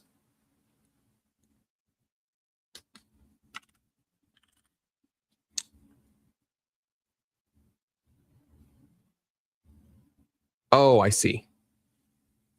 That's okay. I just didn't read the whole sentence. Yet, as soon as the franchise went more female, and this was after 2019, so the new perspective had really grown, they vanished. Even Star Wars got the treatment, with a scene almost as obvious as Danvers and the biker when Finn tried to grab Rey's hand. I didn't say who her was. When Finn tries to grab Rey's hand while they run away, but she rejects his presumptuous advances. Now I need to transition.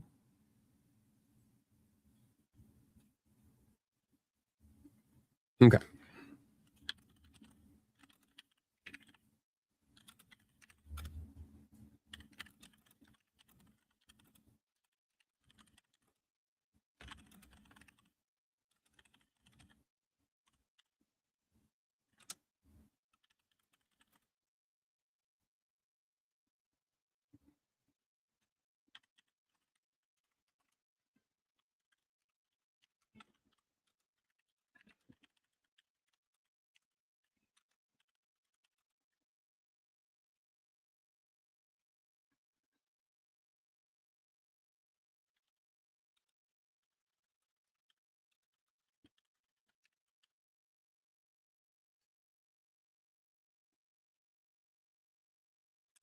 is historically, Disney's stated goal was to make these franchises more female friendly, yet they clearly had the directive.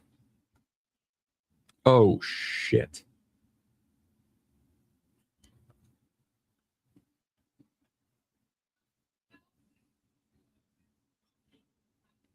Well, that's no good.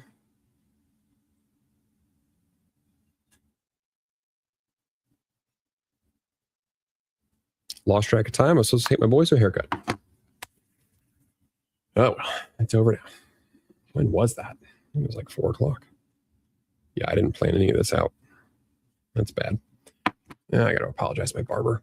Disney's stated goal was to make these franchises more female friendly, yet they clearly had a directive to remove one thing that is historically a crowd pleaser.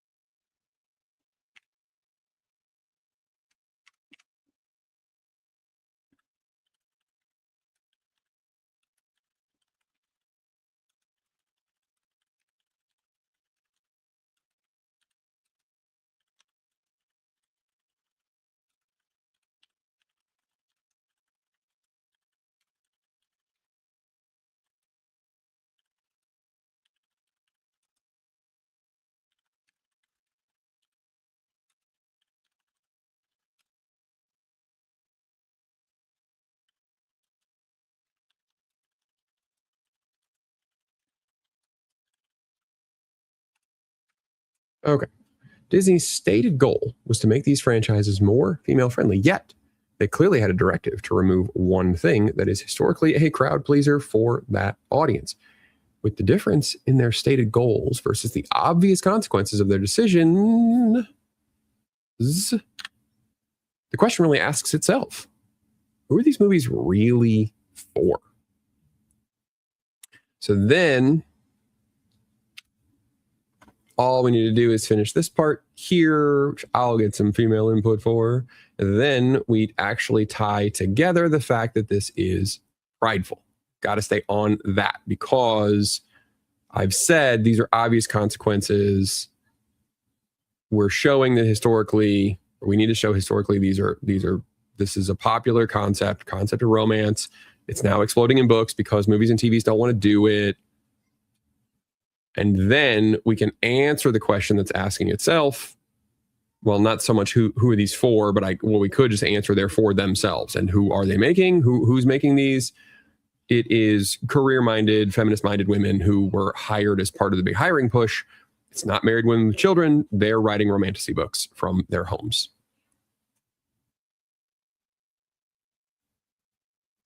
The one thing that's not in this section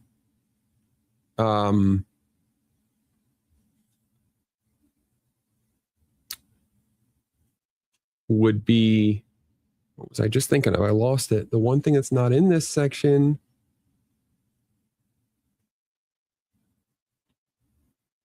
is, I was going to say something. We could touch back on the, gotta keep the lazy segue.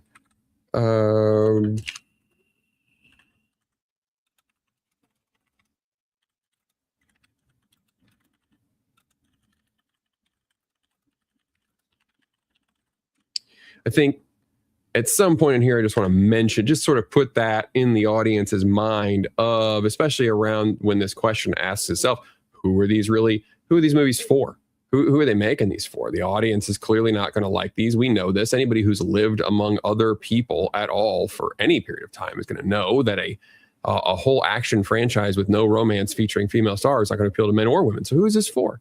These books are selling so well. The people writing those successful books are a certain type of person. The people writing these non-successful movies are a certain type of person. So now we have to ask ourselves, not just who they're for, but why do they keep making them? What is the real goal? Because it's not to make money. Because if it was to make money, they would quit doing this. So now we can start to ask that question. And again, it doesn't seem forced. We've already sort of explained, and the question is asking itself, really. Okay.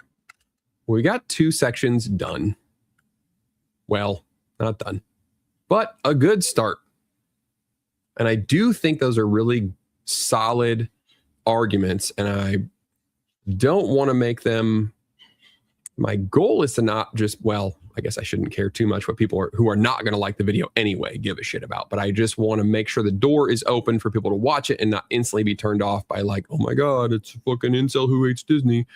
You know, despite my 6 kids, but whatever, my 20 years of marriage, I love those comments. Those comments crack me up, by the way. They're like, oh, fucking incel grifter. Like, I've been married for 2 decades. What are you guys talking about? Like, so we had those 2 points. That one actually turned out longer than I thought. I might still trim. Again, I go back and trim the hell out of these because even as it stands right now, this video is 5,000 words long. So that's a half an hour. And I've only written 2 of the points in the intro. So of course, a lot of this is written. This will get cut. But this next section, which maybe I'll try to stream in a couple of days, I do like this. It kept me too focused. I freaking missed my haircut appointment for my kids. But the next section will be the boys one. And this one I'm excited about because I'm excited to explore this concept of men being systematic thinkers. I think that's a word that not a lot of people use. It's not a turnoff word. It's not a loaded word. And I do think that it's not just a word game. I think it actually is more descriptive than people who say logical or rational or whatever. And I do think that it actually pertains more to the way that Disney approaches storytelling in these like more male fan franchises and why the fans don't care, because these stories are too abstract. They're not systematic enough. And so I think that's actually going to go a long way to explaining why they're not popular with the audience that they ought to be popular with. But I think, again, we're going to go back to the fact that they did have a push for hiring a lot of women. And so they have story writers that are writing stories in abstract ways, but they have an audience that's expecting a systematic treatment. And so you have a huge disconnect. So I'm excited to write that one, especially. And I don't need to be inflammatory or be like, damn women. It's a complete misunderstanding of the audience. They just don't understand how people take in stories or tell stories or whatever. Before I get out of here, does your criteria judging writing changes an art house or avant-garde movie where the director intentionally distances himself from conventions? It does. I mean, I bring that into the criteria. Like an example that I can think of right off the top of my head was an A24 movie. So it's an art house thing. It was The Zone of Interest. I was going to say indifference, but it's because it's supposed to be indifference. An A24 Nazi movie, Zone of Interest, and it breaks convention by being intentionally, I would say, boring. I would say it's slow and boring on purpose. But the idea is to show this Nazi general, head of this concentration camp, and their life is very normal, you might say. It's boring in a way because it's just scenes of them doing normal shit, just hanging out. And then in the background, you hear like gunshots, or he's just having like regular old business meetings. And so the business meetings are how to build a more efficient furnace to, continually burn more bodies and stuff. So the movie, those are different. Like I do take it into consideration. I don't dislike a movie just because it does something different, but it's easy to take a big swing and miss. That one did not. And I think it's more successful because it chose to do things differently in order to get its point across that like evil is quite boring, and you as a viewer can get bored of a movie that's essentially about the Holocaust, but it's told in a way that's boring. So even you can be bored of this. You can just put it out of your mind and like, no big deal, right? So it achieves that. It does a really good job. I think that's what the goal was, and it does a good job with it. Sometimes people do stuff that's different just to be different, just to be non-conventional, and then you just wonder what was the point. You just wanted to be different. And so then I judge those harder because I feel like you were trying to be cool, and then you didn't have a point and you missed it. Bill Preston Esquire. Giggity. Does Jane's relationship with Thor count after she went girl Thor? That's a tough one. Because she started out as like his romantic interest. Then they didn't know what to do, so they acted like it didn't exist. Then Love and Thunder comes up. She's back. I don't remember half that movie. I would half count it. I guess I wouldn't discount it entirely. Let's go with that. That's the best I can do. Yeah, I'm hoping it's super interesting. I hope that one. I hope I don't get too. That's the problem when you're super interested in a section, you can nerd out too hard.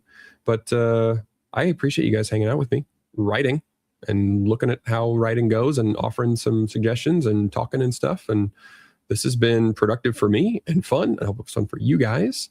And I'll try to do it maybe again this week while I'm on vacay. Get some more of this thing written. But in the meantime, y'all have a wonderful day. I'm going to go eat some dinner. I'll see you.